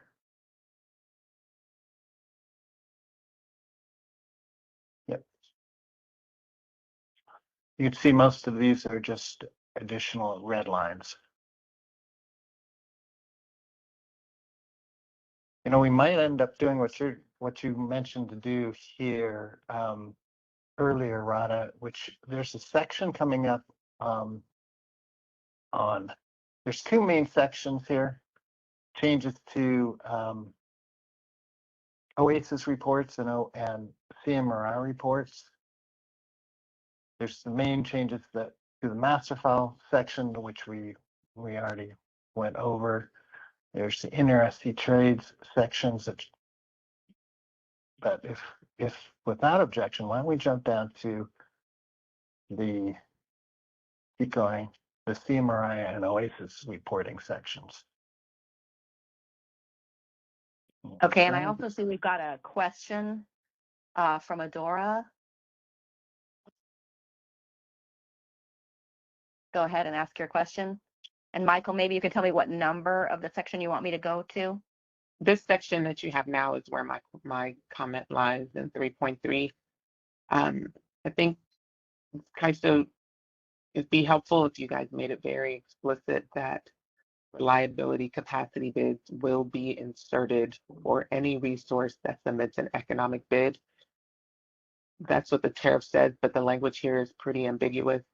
It's only talking about the requirement for RA resources. So all throughout, I think it's important for market participants to know that any resource that submits a that submits an economic bid for energy, whether they're RA or not, must also submit RCU or have one inserted for them. So if you guys can make that clear throughout this document, I think that's important for market participants to understand. Perfect. Yeah, I agree. Thank you. That might have been mentioned in market operations BPM, but yeah, I think that's such a significant point that it should be stated here. Thank you. Michael, was it this section here, reporting information, that you're wanting me to hop to? Yeah, let's start right there. So this first section talks about changes to CMRI reports. There's some existing reports that we simply say extended to include EDAM. That means the report hasn't changed. It now just has EDAM BA information. Then each one, should there be changes like now, we've redefined RUC, we've outlined the change to that report. Keep going, there's quite a few more, so.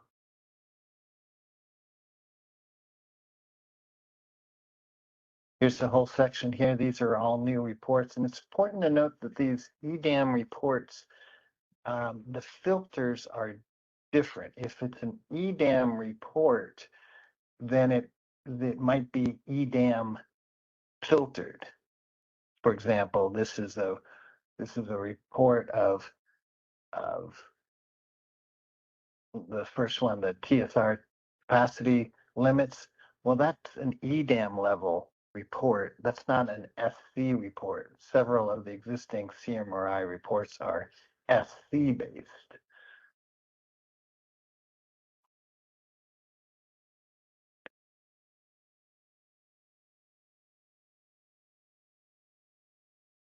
Perfect. Keep going.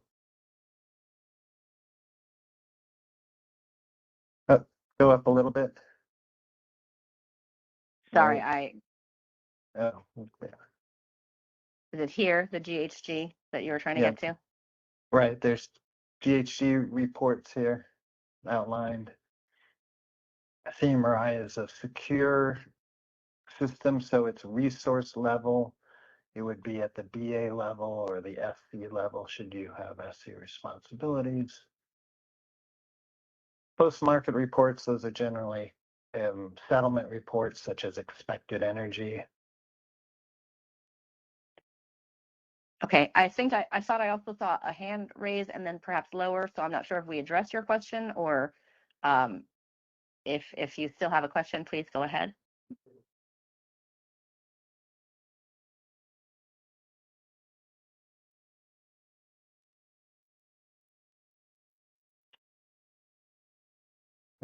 Here's 2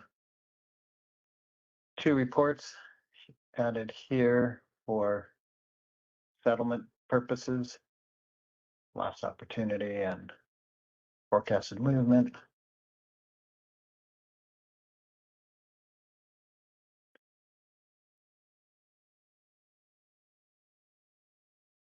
A new report here.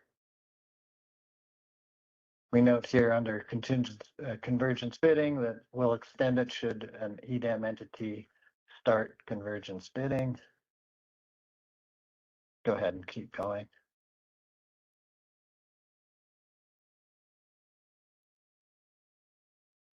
changes to ACC definitions and limits.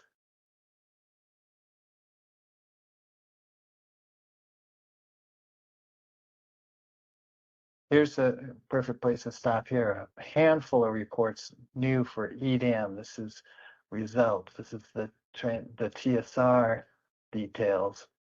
Also includes the resource sufficiency evaluation results, both binding and advisory. That shows during that run what bid capacity was used, what wasn't used due to the generation constraints, startup times, and such. Also shows slack variable, and that's help. Those are just help. Those are designed to help the EDAM entity pass the RSC. We also provide, as I mentioned, the B3. This is an important point. I stop really quickly here. On CMRI, the reports may be called 3-day advisory schedules, but in this other BPM, you remember I mentioned a day 4 run.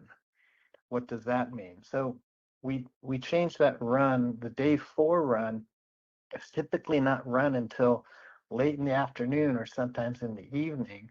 So what we decided to do was move that date ahead to 4 days out. We published it late in the evening, and then when the EDAM entity, walks in the next morning, it's now 3 days out. So the reports show 3 days out. We haven't changed the CMRI naming, but I just want you to, if you see that inconsistency, that's what we're doing. So several reports here. Again, this is resource-specific generation results. This is a main method of communicating market results from the markets to an EDAM entity. Okay. No changes here to these reports. I did mention that they are available now to EDAM, some gas burn reports.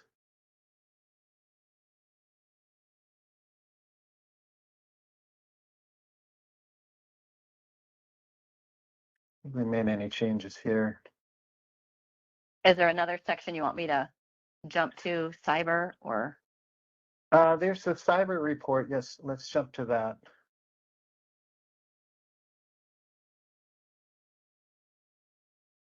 Keep going down.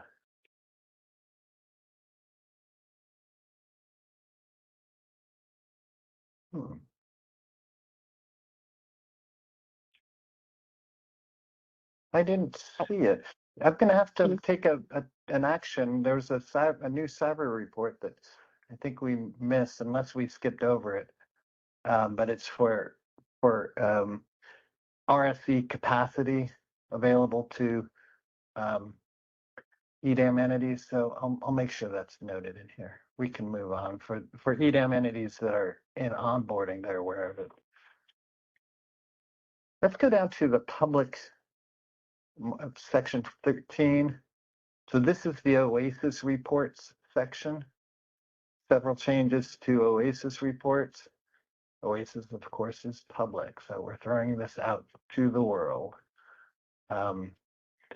Changes here showing that we're going to publish imbalance reserve prices and keep going. Looks like we've got another question. Adora, go ahead. Yeah, I know. Thank you. So I noticed that the GHG component is not listed here. Is that an oversight? And it's in a few places in this document where it's describing different locational marginal prices, but it doesn't include the GHG component. That would be an oversight. I can't imagine why we would publish that component. So we need a good catch. We need to confirm that that was.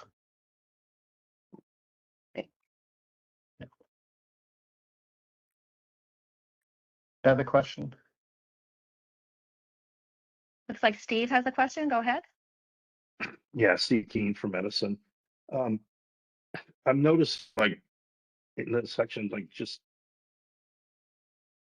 that it was section 10, but you seem to have changed it to section 11. So like cyber reports, which this seems to be on page 174.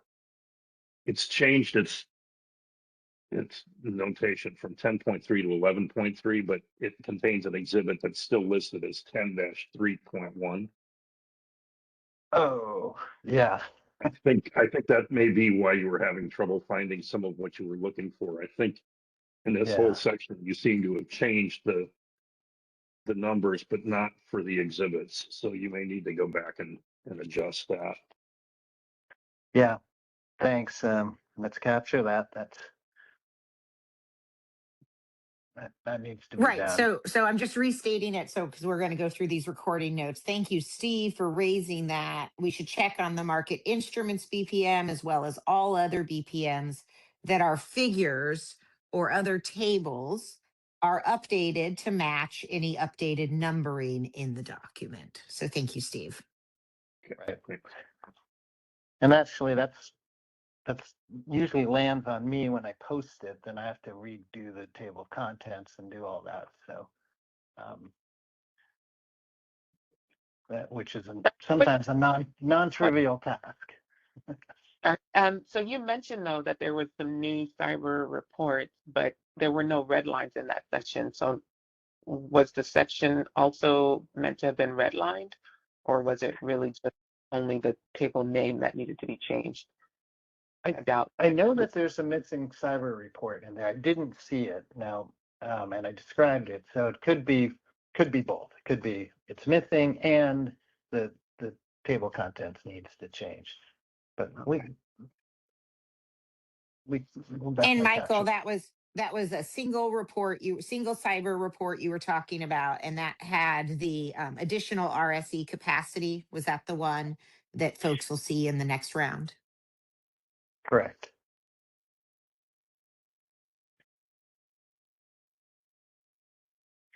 I just thought a little more on that. There's another cyber report, the one that you provide, the EDAM entity can provide the reliability margin and net export constraint. It must be in there. So we talked about that earlier, but should an EDAM entity want to use the net export constraint, it goes through cyber. That's a new report and it needs to be in here. Thanks, Michael. What section would you like me to go to next? Yeah, down on we're in the public reports. There's a section coming up here.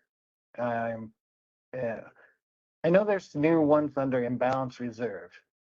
If we want to jump all the way to there, or the one above it, there's an EDAM section. That section's new too.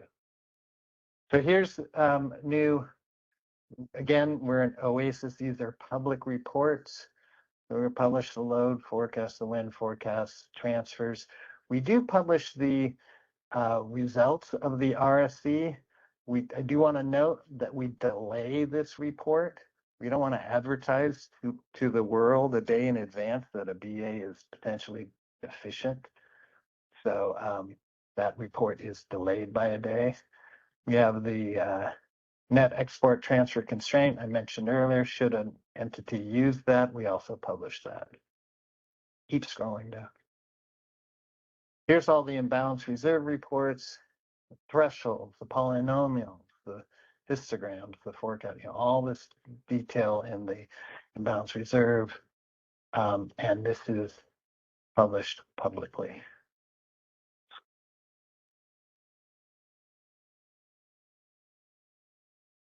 All right. I don't think there's anything more until this master file section B. Oh, it looks like we've got another question. Adora, go ahead. We might be skipping past where they had a question. Go ahead with your question. Yeah, thank you. I have a question in section 9.2 energy bid validation.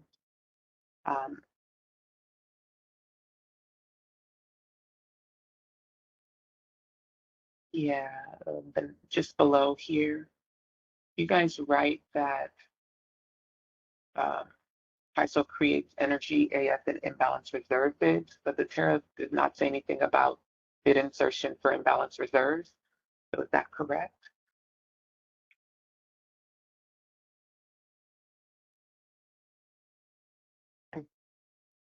H116.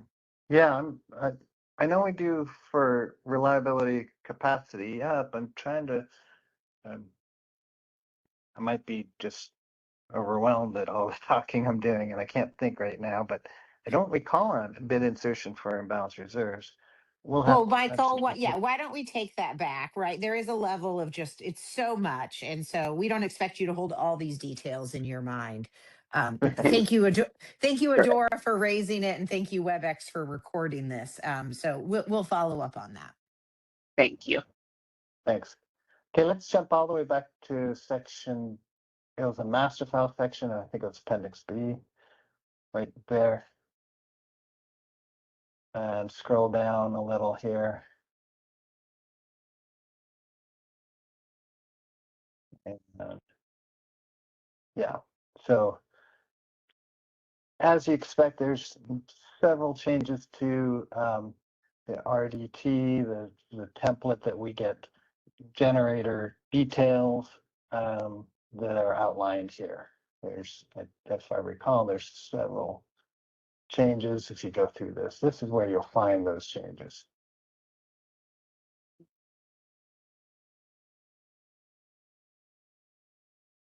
Keep going, there's a section that has a lot of changes.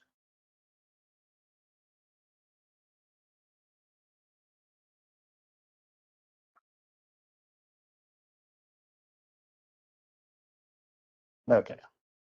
Well, trust me, they're there. They're there somewhere. Oh, I think we have another question. Adora, is this a new hand with a new question, or was that from earlier?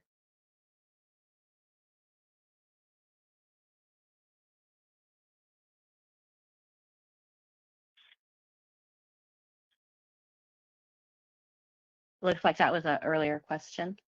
Okay, well, so then I think the takeaway from that is to take a look at that master file section should you be involved in that process in your organization. Looking ahead, I don't recall any changes to some of the sections here.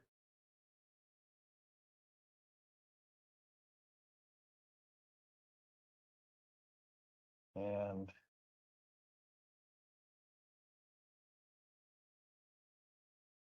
go all the way down to the bottom, and I just want to make sure that there wasn't any new appendix at the very end. All these are existing, Appendix L, M, and the big opportunity costs coming up here, reference level, bid energy caps. Yeah. There's no other significant changes in those appendixes. All right, I think that was a good high-level overview of market instruments. Okay, so let's transition over to market operations. BPM, give me a second here.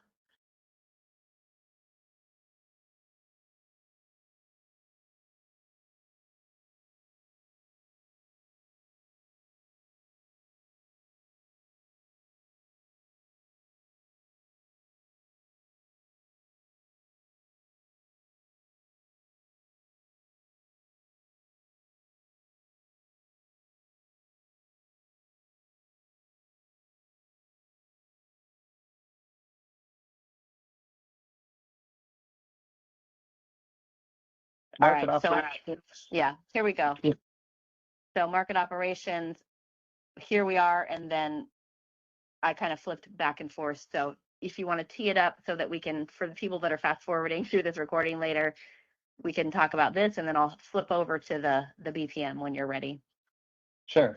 This is the changes to the existing market operations BPM. The market operations BPM does have content that discusses both real time and day ahead. So there were changes here.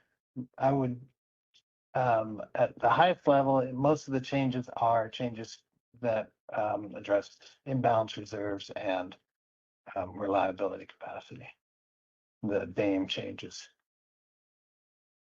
This was put in as emergency because I missed the deadline by like a day.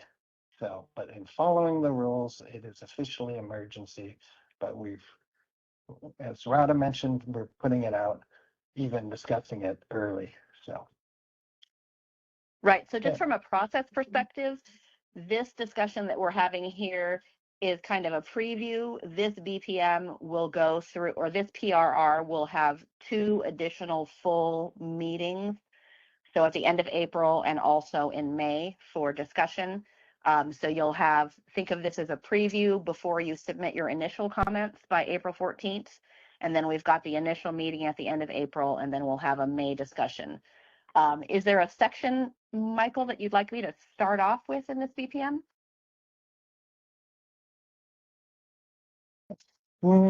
Let's see. Right. I might see it as we start, so let's just start from the beginning and go right into. There's an IFM section coming up here. I don't think there's anything till we get to. You could jump. You could use the function to jump to the next red line change. And why don't you do that? Just hit next on these.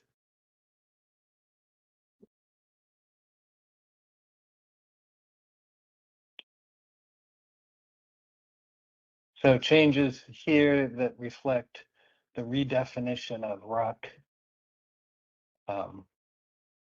Keep going.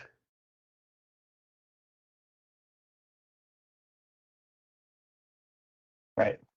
Changes here on what RCU and RCD are.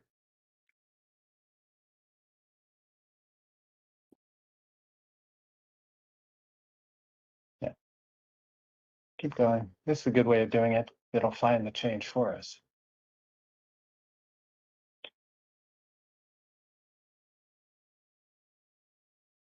Here's the section that describes imbalance reserves.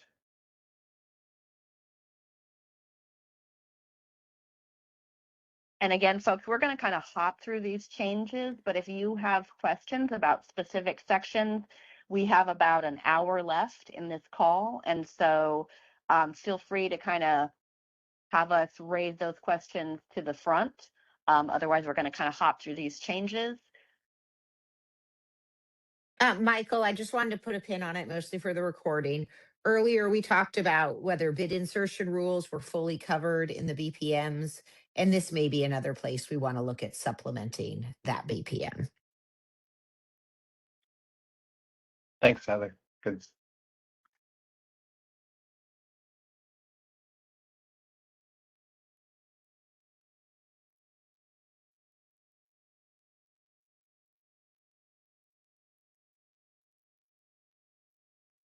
There's a lot of changes, so it's kind of going slow. I'm going to scroll for a bit here. Right.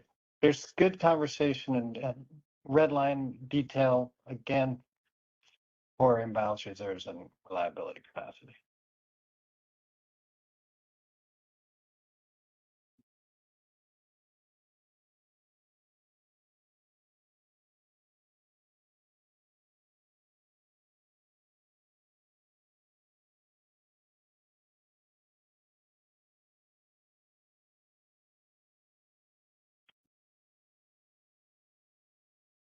Oops, I didn't realize I was being recorded.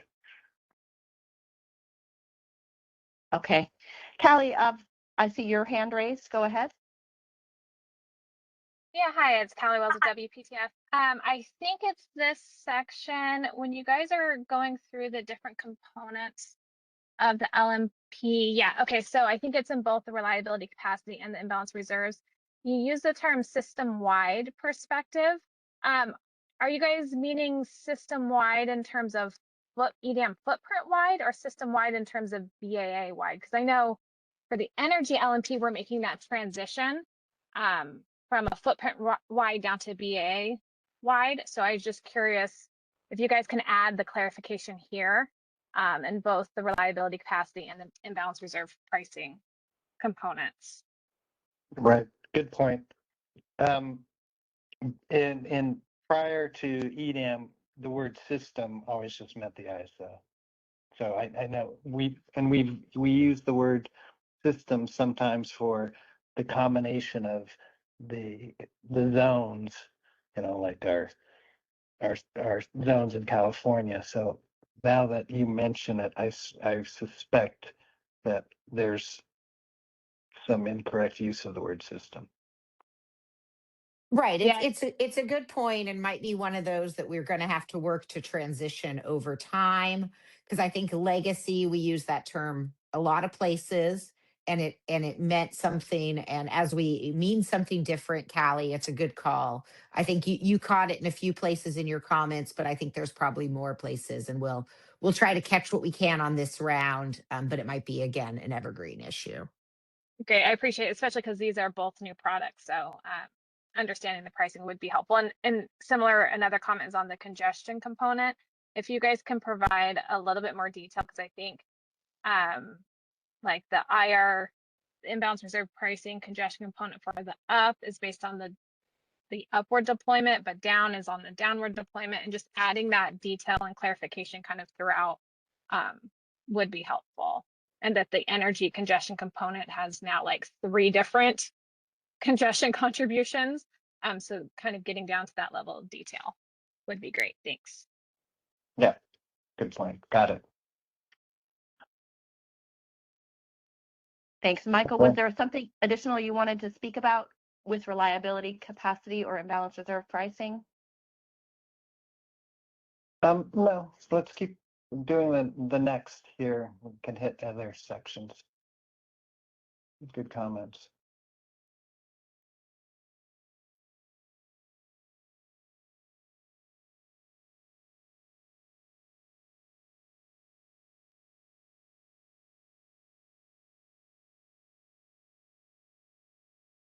So Michael, I'm going to just keep hitting next unless I see something really substantial or you tell me to stop. Yeah, and I'm looking here to remind myself of sections that we can speak more to. Have And a substantial lot changes. of this, yeah, a lot of these Yeah. changes are just red lines to make it more clear where, adding the imbalance reserves or reliability capacity. So Thank you. Bonnie, I see you have your hand raised. Go ahead. Hi, can you scroll back like just a couple of pages? It was where you were talking about, there. Okay, right there. Bonnie Blair, working with the Six Cities group. So at the beginning of section 4.3.1, so this is a section that is talking about ancillary services procurement. And you changed the CAISO forecast of CAISO demand to the CAISO forecast of BAA demand. But in this instance, shouldn't it be CAISO forecast of CAISO demand? Or are you just doing away with that term entirely?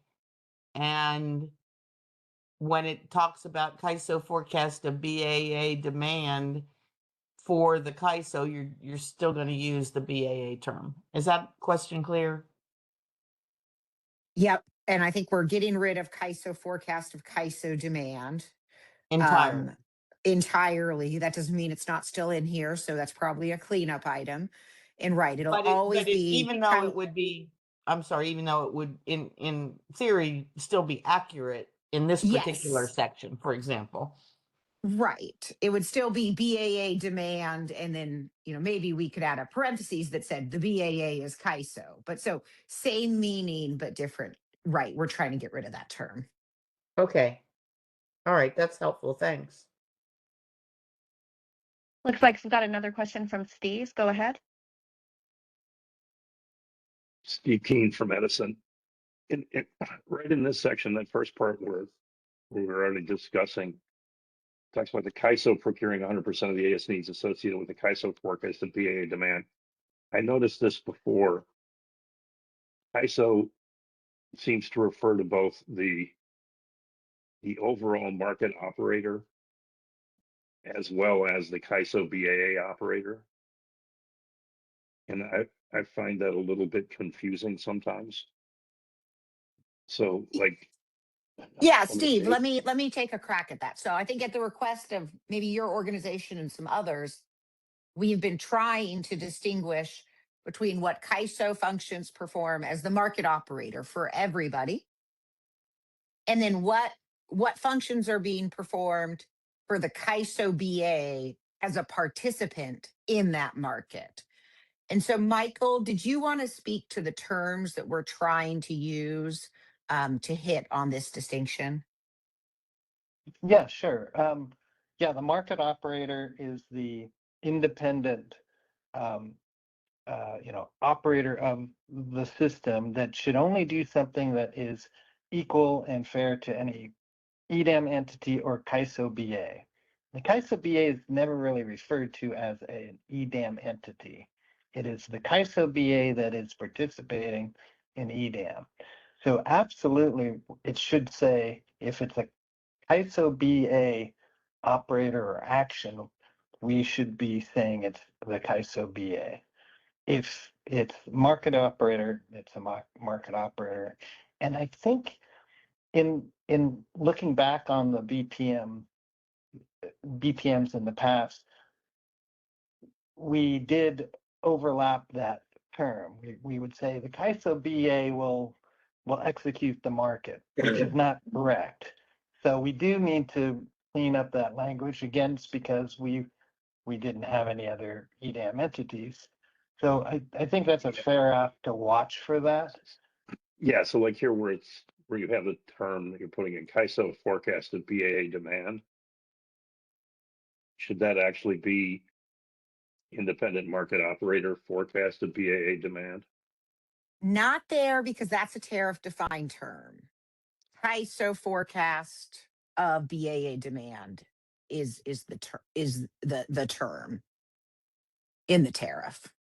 And that means CAISO as the market operator. Okay. All right. I think I understand that, but I think it's confusing. So We don't necessarily disagree with you. I guess I'll point out that in the attachment A supplement, you will see us use the term CISO BAA. And we are trying to use CISO BAA to indicate when CAISO is a participant in the EDAM. okay. All right.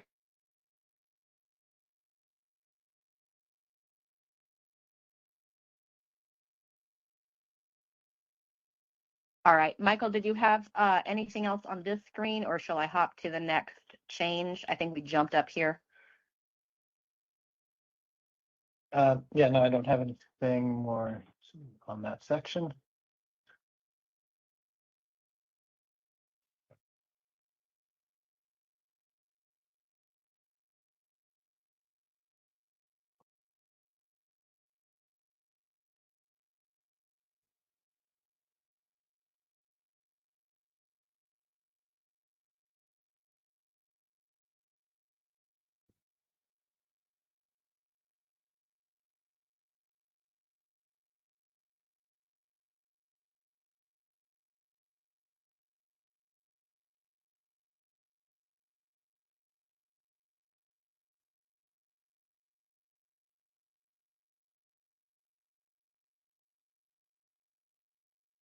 There's no change to the day ahead timeline. At one point, we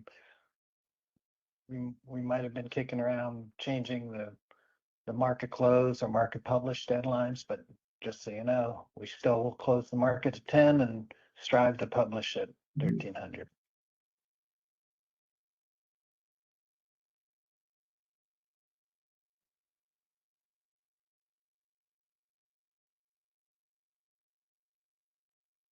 Submitting bids, it's the same rule that you by rule, by tariff, bid by 10 o'clock.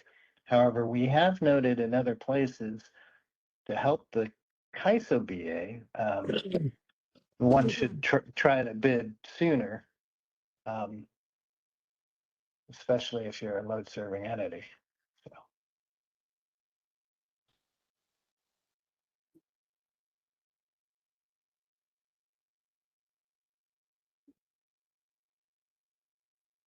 No changes to these tagging discussions, and I suppose a couple of years ago we made changes for what's it called, GFP firm tagging. No changes to that process.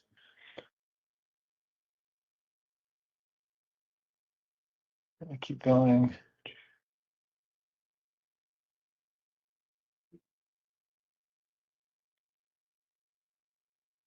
The next section in market power mitigation. Only change here we'll talk about is we'll run on market power mitigation on reliability capacity bids.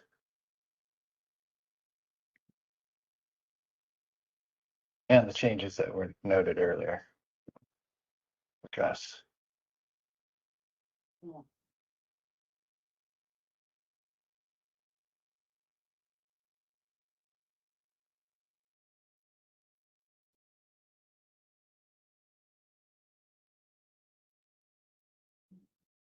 Oh, here's where it's on the changes with the deployment scenarios. I recall there's a question on this to make sure that this is addressed completely and accurately. So this section we'll have to ensure is correct.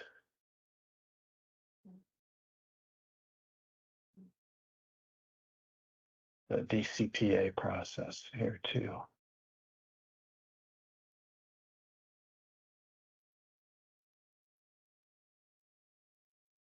Here's the dead bids.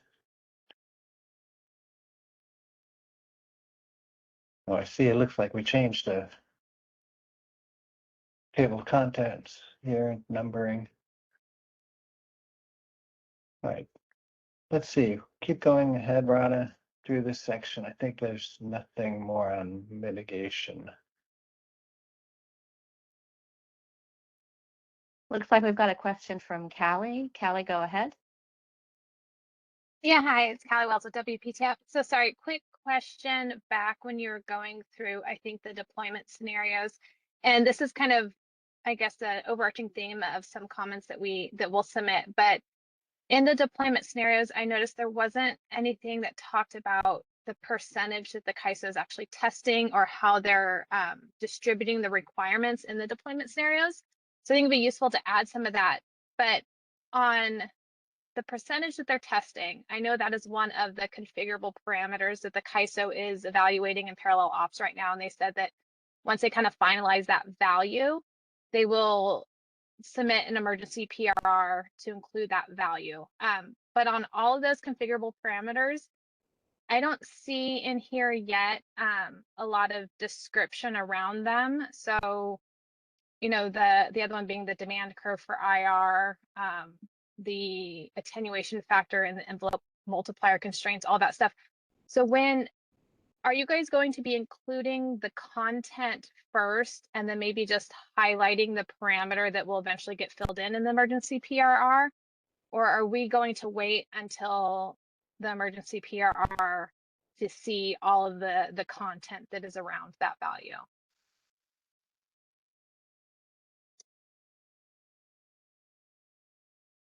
So I'm not quite sure how the parameter conversation and stakeholder process is going. Maybe Heather, you can add to that. As far as the process, I think it's. I see what you're asking. Should we add the words here and then put the final values in,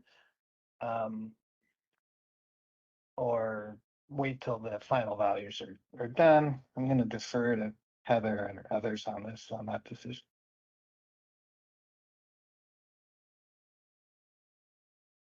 Okay, yeah, I think I mean, all of those design elements are pretty substantial. Like the envelope multiplier constraint. Again, I could have very easily missed it because this was a lot of BPM changes. So maybe I missed the envelope constraint, the demand curve discussion, the but all of those are pretty substantial market design elements. So to the extent we can see the content around those design elements sooner rather than later, I think would be helpful. And then, you know, you could just fill in the exact number once Parallel Ops decides where they're going to land on that one. That would Yeah. just, I think, be my suggestion, but obviously you guys have a lot on your plate. So I don't know what, you know, if you guys had other thoughts on when we might see that language. Yeah, got it. I like that approach. I appreciate that. My general thought, and Rada can correct me, is, you know, when we put a BPM in, during the BPM process, if someone finds something that says, well, I want you to add more clarity or give me more examples, well, then that's fine to do during the process. But in the process, if you're throwing in all new functionality and just want to put it in the same PRR, then that kind of gets some pushback that you're kind of adding a bunch more into the same PRR. So that's, I think, the balance here. But I like the idea of at least getting the words out and finalizing the final value, because we're close. I mean, honestly, we're really close. Yeah, which is why I'm thinking it would be nice to see the words sooner rather than later, just because they are substantial design elements. But all right, so then I guess I'll wait to hear what Parallel Ops says. Thanks. Right, and Michael, to your point about the process discussion, remember that we're still kind of in a preview mode, if you will. So the first official stakeholder meeting on this PRR for market operations isn't going to be until April. So this is kind of a preview. So we have between now and April 14th for initial comments.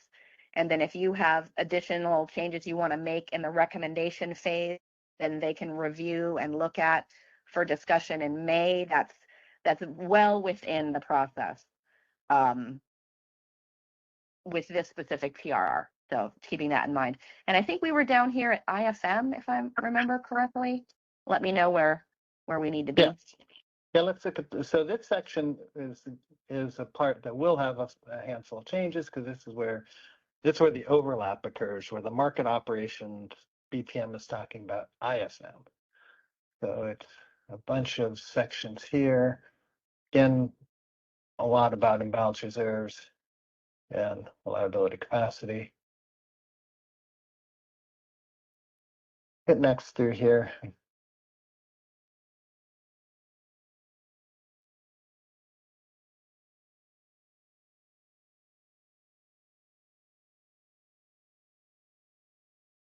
Yeah, you can just keep going through here.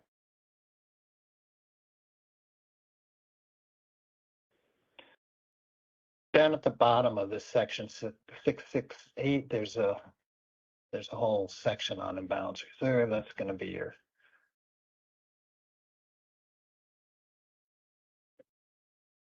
main section here.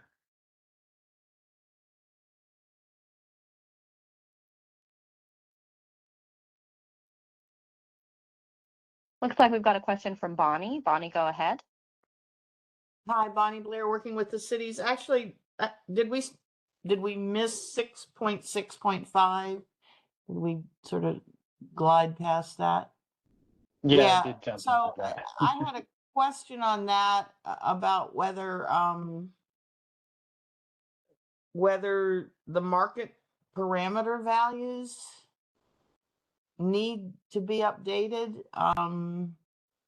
for EDAM, and also that noticed that there were some references to limits at the launch of MRTU, which was a while ago.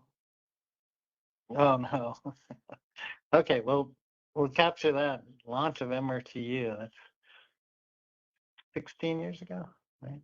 Now in here, yeah, so we do capture and make public all the penalty prices here, and that's we've done that for years. We definitely need to update the imbalance reserve price cap. If it's not here, I would suspect it is somewhere. So for some reason I was thinking about RUC, or I focused on RUC, because I mean, because you've got old ruck and you've got new ruck, right? Right, there's the imbalance reserve. The ruck Okay, price cap, I think, is still 250, and I don't believe we moved that. okay. So maybe the answer to my question is no, but I thought I would Yeah, ask. Bonnie, we haven't moved the ruck price cap. It's still 250. Okay, yeah, and I forget where the reference is. Oh yeah, it's here. The third box from the bottom talks about MRTU launch, and the fourth box from the bottom, right there. Yeah, I'll do a search on that term MRTU and see where that's mentioned. I'm glad it doesn't say MDO2. So many acronyms. Right. Yes. Okay. So thanks for the notes on this section. I think we'll hop back down to imbalance reserves. Bonnie, did you have anything additional? Okay, lowered hand there. I don't. I have something on 6.8.2.2 and Yeah, we're right about there. So let's hop yeah, to we're that. close.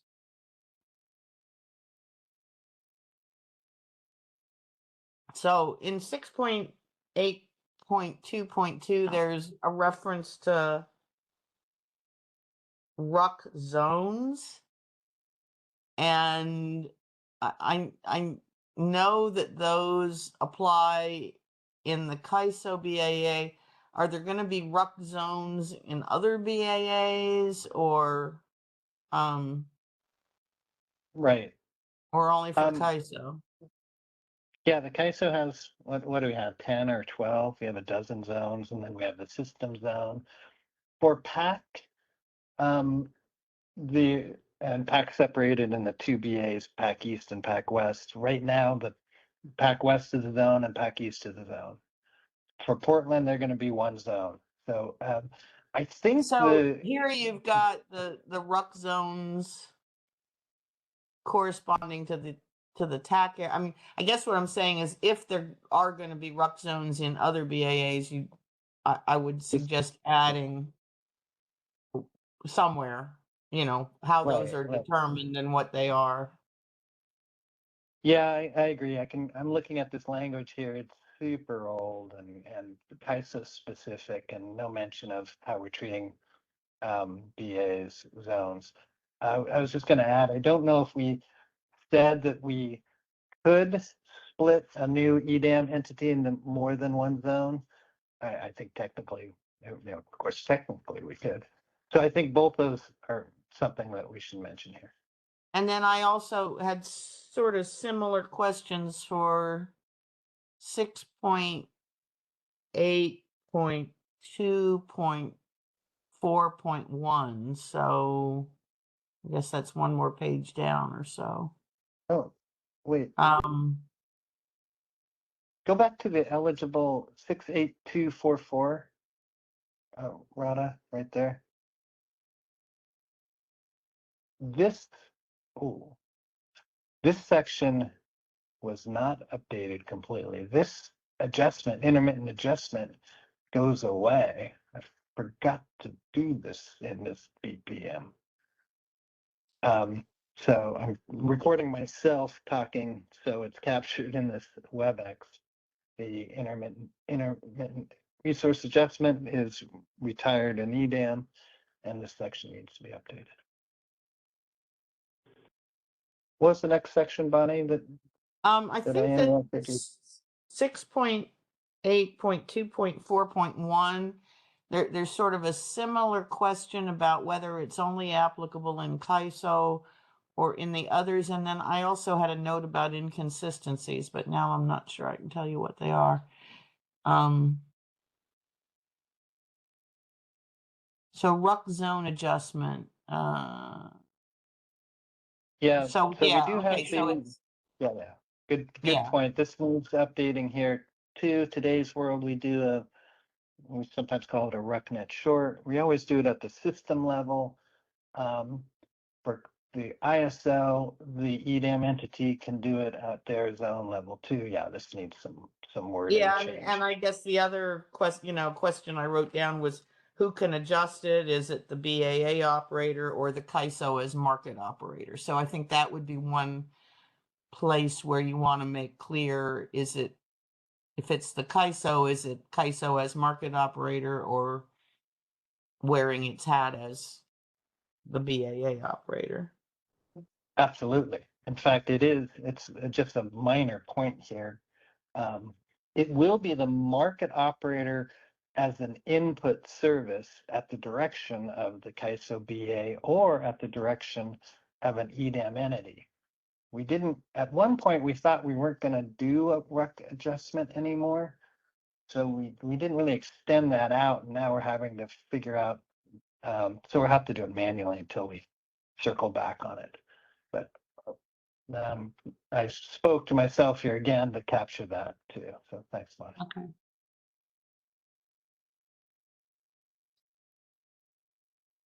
Bonnie, did you have any additional questions or comments in this area? I had a couple more on one on 6.8.2.4.2 and also 4.4.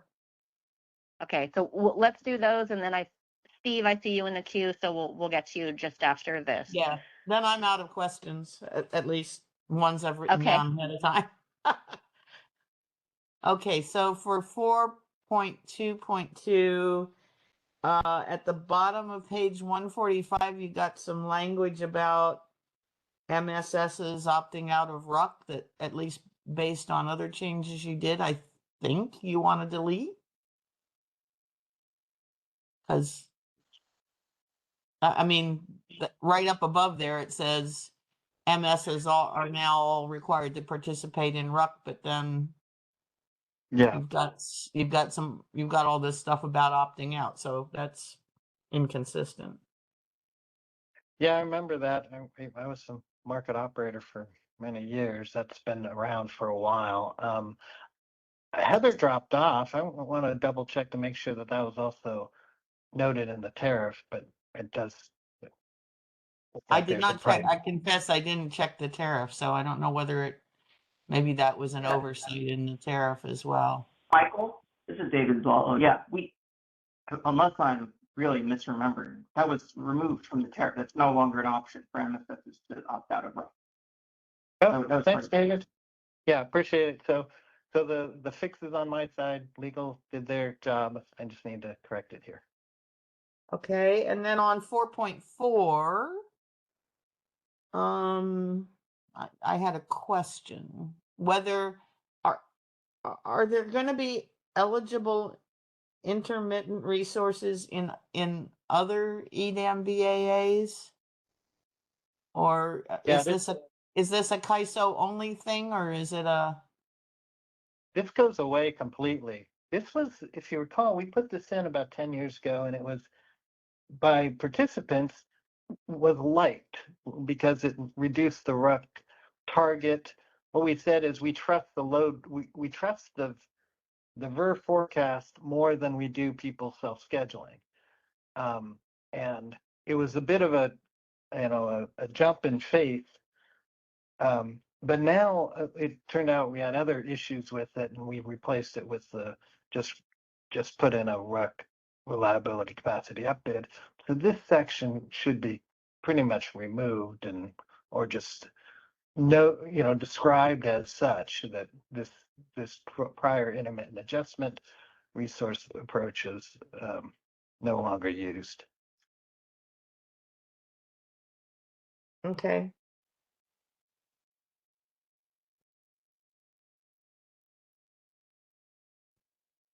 Okay. Right. I'm Thank out of you, questions Bonnie. for the moment. All righty. I think we're ready to move to Steve then. Steve, go ahead.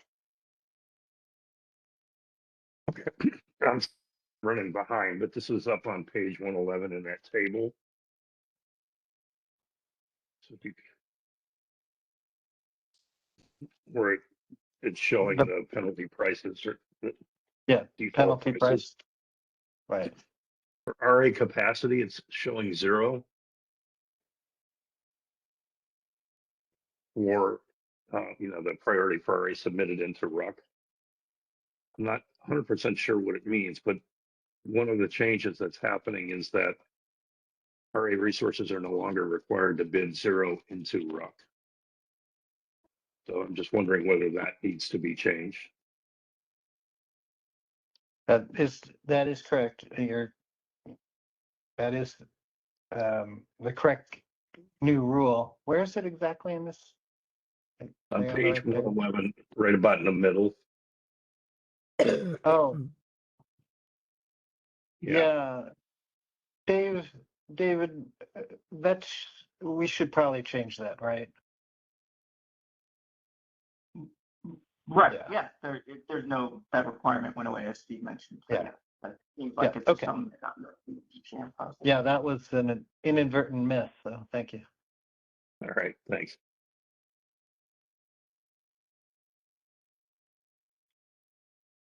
Okay, so we're way down on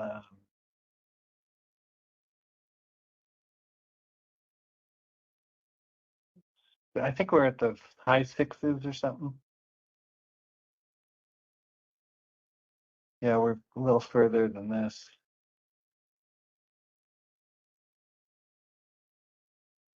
Market power mitigation for RUC bids, for RUC RCU bids. It's a whole new process described here. We've talked a bit about improving some wording here. Let's go down to 6.8, the RUC section. There should be some words about changes to RUC.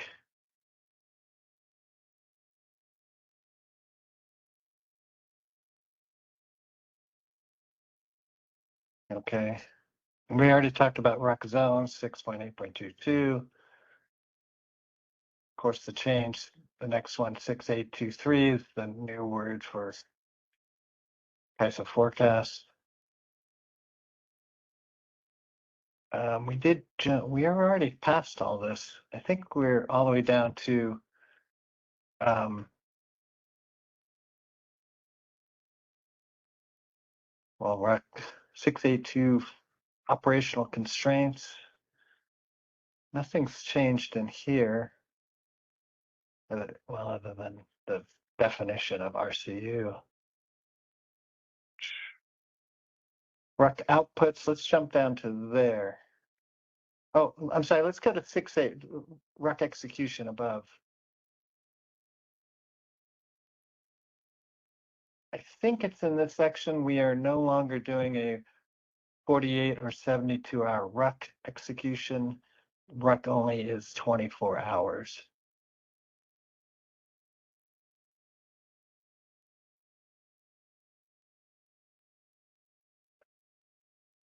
Oh, I'll make sure that I captured that if I did not capture that.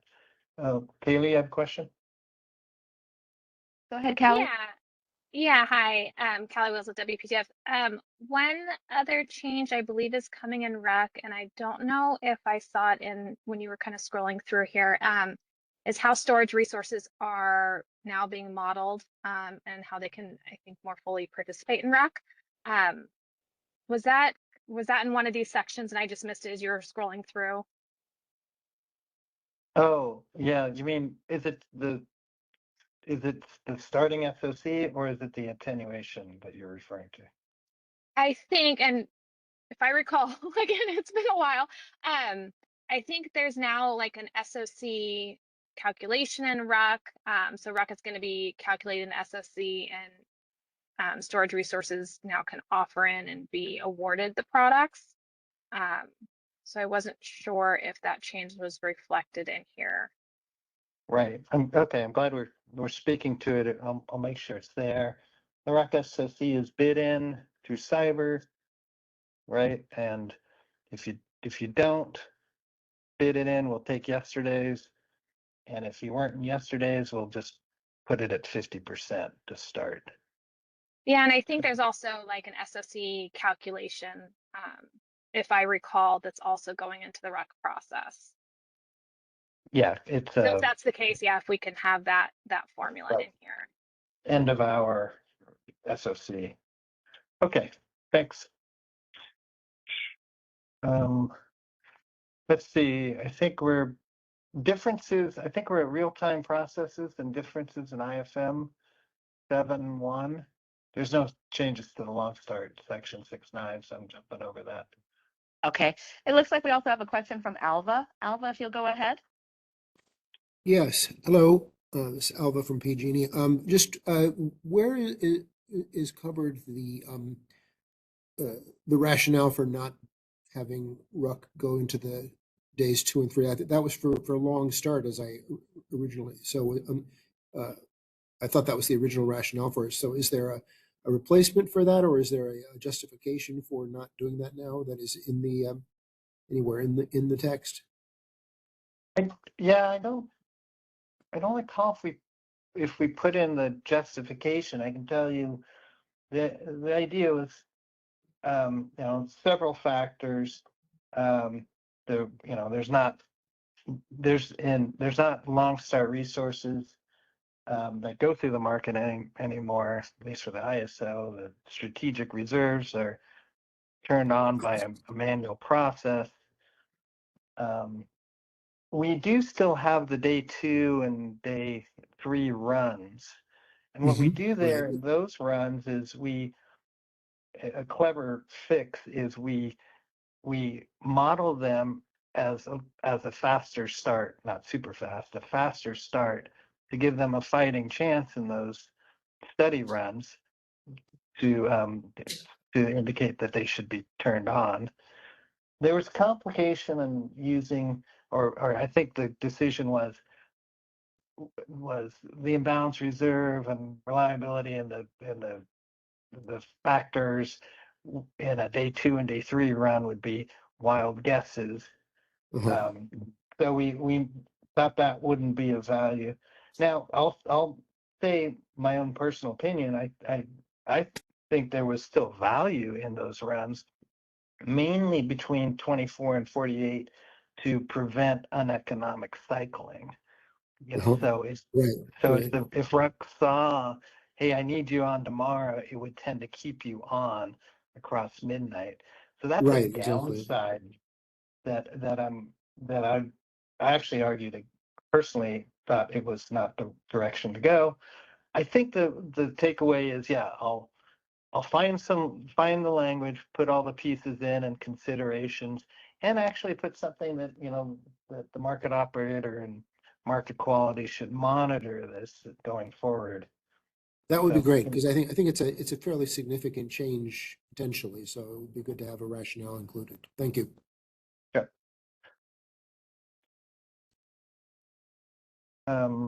Okay, so we are at differences in IFM.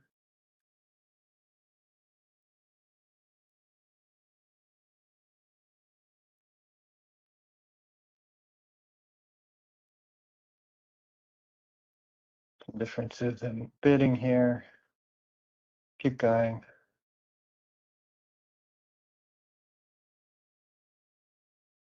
Any other changes to the rest of the document? Hold on, sorry. Yeah. I don't know if there's much else here. Hit next and see what we jump to. We could be at the end.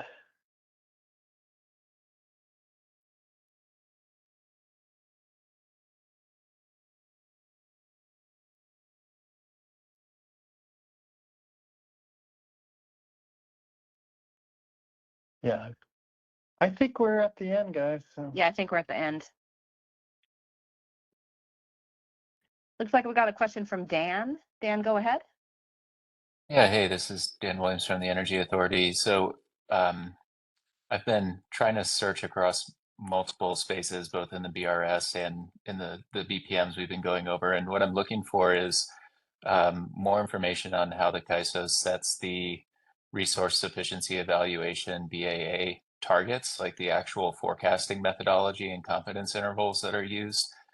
And did you say that's going to be filled in section 6.1.2 in this BPM, or is that not something that's going to show up in the BPMs? The resource sufficiency load forecast, or you're referring to confidence bands that Exactly. So in the configurable parameters work, we've been looking at the confidence bands for the imbalance reserve up and down products. And like I put in chat on Tuesday, at the end of that meeting, CAISO communicated that those are the parameters that are going to be used for go live, but I haven't been able to find where the parameters used for the resource efficiency evaluation load forecast live. Yeah. Yeah. Yeah. Yeah. There's a, as we kind of discussed earlier, a big gaping hole between these BPMs and the configurable parameters effort, where we haven't taken their final. So Yeah, and this is though this is not part of the configurable parameters effort, per se. It's just CAISO has the day ahead resource efficiency evaluation. The initial part of that is establishing the load forecast based on historical information, a number of different things for each BA, summing that up to a load forecast for the entire BA, and then distributing the resource efficiency evaluation targets, hourly targets, out to each of the BAs, which then the BAs distribute down to their load serving entities per their tariff. Somewhere within there has to be defined what the confidence bands are for those load forecasts, and that's what I'm trying to find within either the business requirement specs or the BPMs. okay, got it. And I'm glad you outlined that very specifically, which will, when I get this transcript, I'll forward this on. Yeah, and I'll keep looking as well. I mean, it has to be out there somewhere. So I guess if I find it, I'll follow up in comments or something. Yeah, unless it was thrown in a different BPM that's not one that I work on, like the short-term forecast or forecasts. I think they have a demand response. Anyway, we've captured it here, and I'll follow up with Amber and her team also. Okay, thanks. Appreciate that. Another Thanks, Dan. question. Yeah, we've got another question from Tamara or Tamara. Sorry if I'm messing your name up. Go ahead. Hi, yeah, this is Tamara from SCE. I have a question regarding, or more of a comment regarding the BPM for market operations appendices. Is now an appropriate time to ask that? Oh, yeah, sure. One thing that I had noticed was that there's several descriptions in section L4 of the appendices that have kind of just an error reference source not found. I just wanted to make CAISO aware of that and kind of make a note on it'd be appreciated if CAISO could specify what those sections are intended to be. Oh, right. I think John also, I think Edison noted that to me too. And I went back and I looked at a BPM back in 2022 and it had the same bookmark error. So I'm kind of going to say this happened before I took over BPMs, and I will fix it. You're just going to have to give me a little time because I'm going to have to unwind, when this error happened and go back and do this work. So I've got an email out on this issue. So thanks for finding that. I'm surprised it went so long. All right, thank you. Yeah, thanks.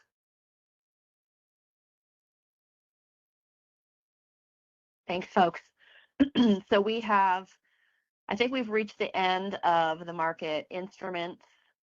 And then the comments, like you mentioned, we've gotten verbal comments and also written comments about the error with the appendices notice. I don't know, Michael, if there was anything additionally that we wanted to discuss or kind of just open up for last round of questions to make sure you have everything you need to submit your initial comments on this market operations BPM. So Michael, first I'll hand it to you in case you had any comments, and then I'll open it up for more questions. I don't. In my mind, before, when I thought about the things I wanted to talk about, I hit everything that I wanted to talk about. So thanks, everyone. Thank you. All right, folks, we're wrapping up the call today. Are there any final questions?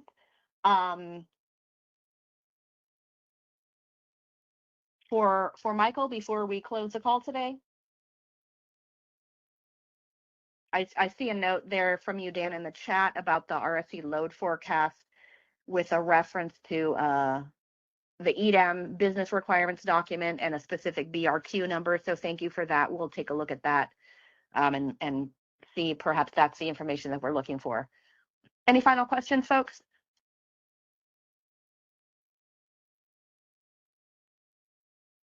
All right.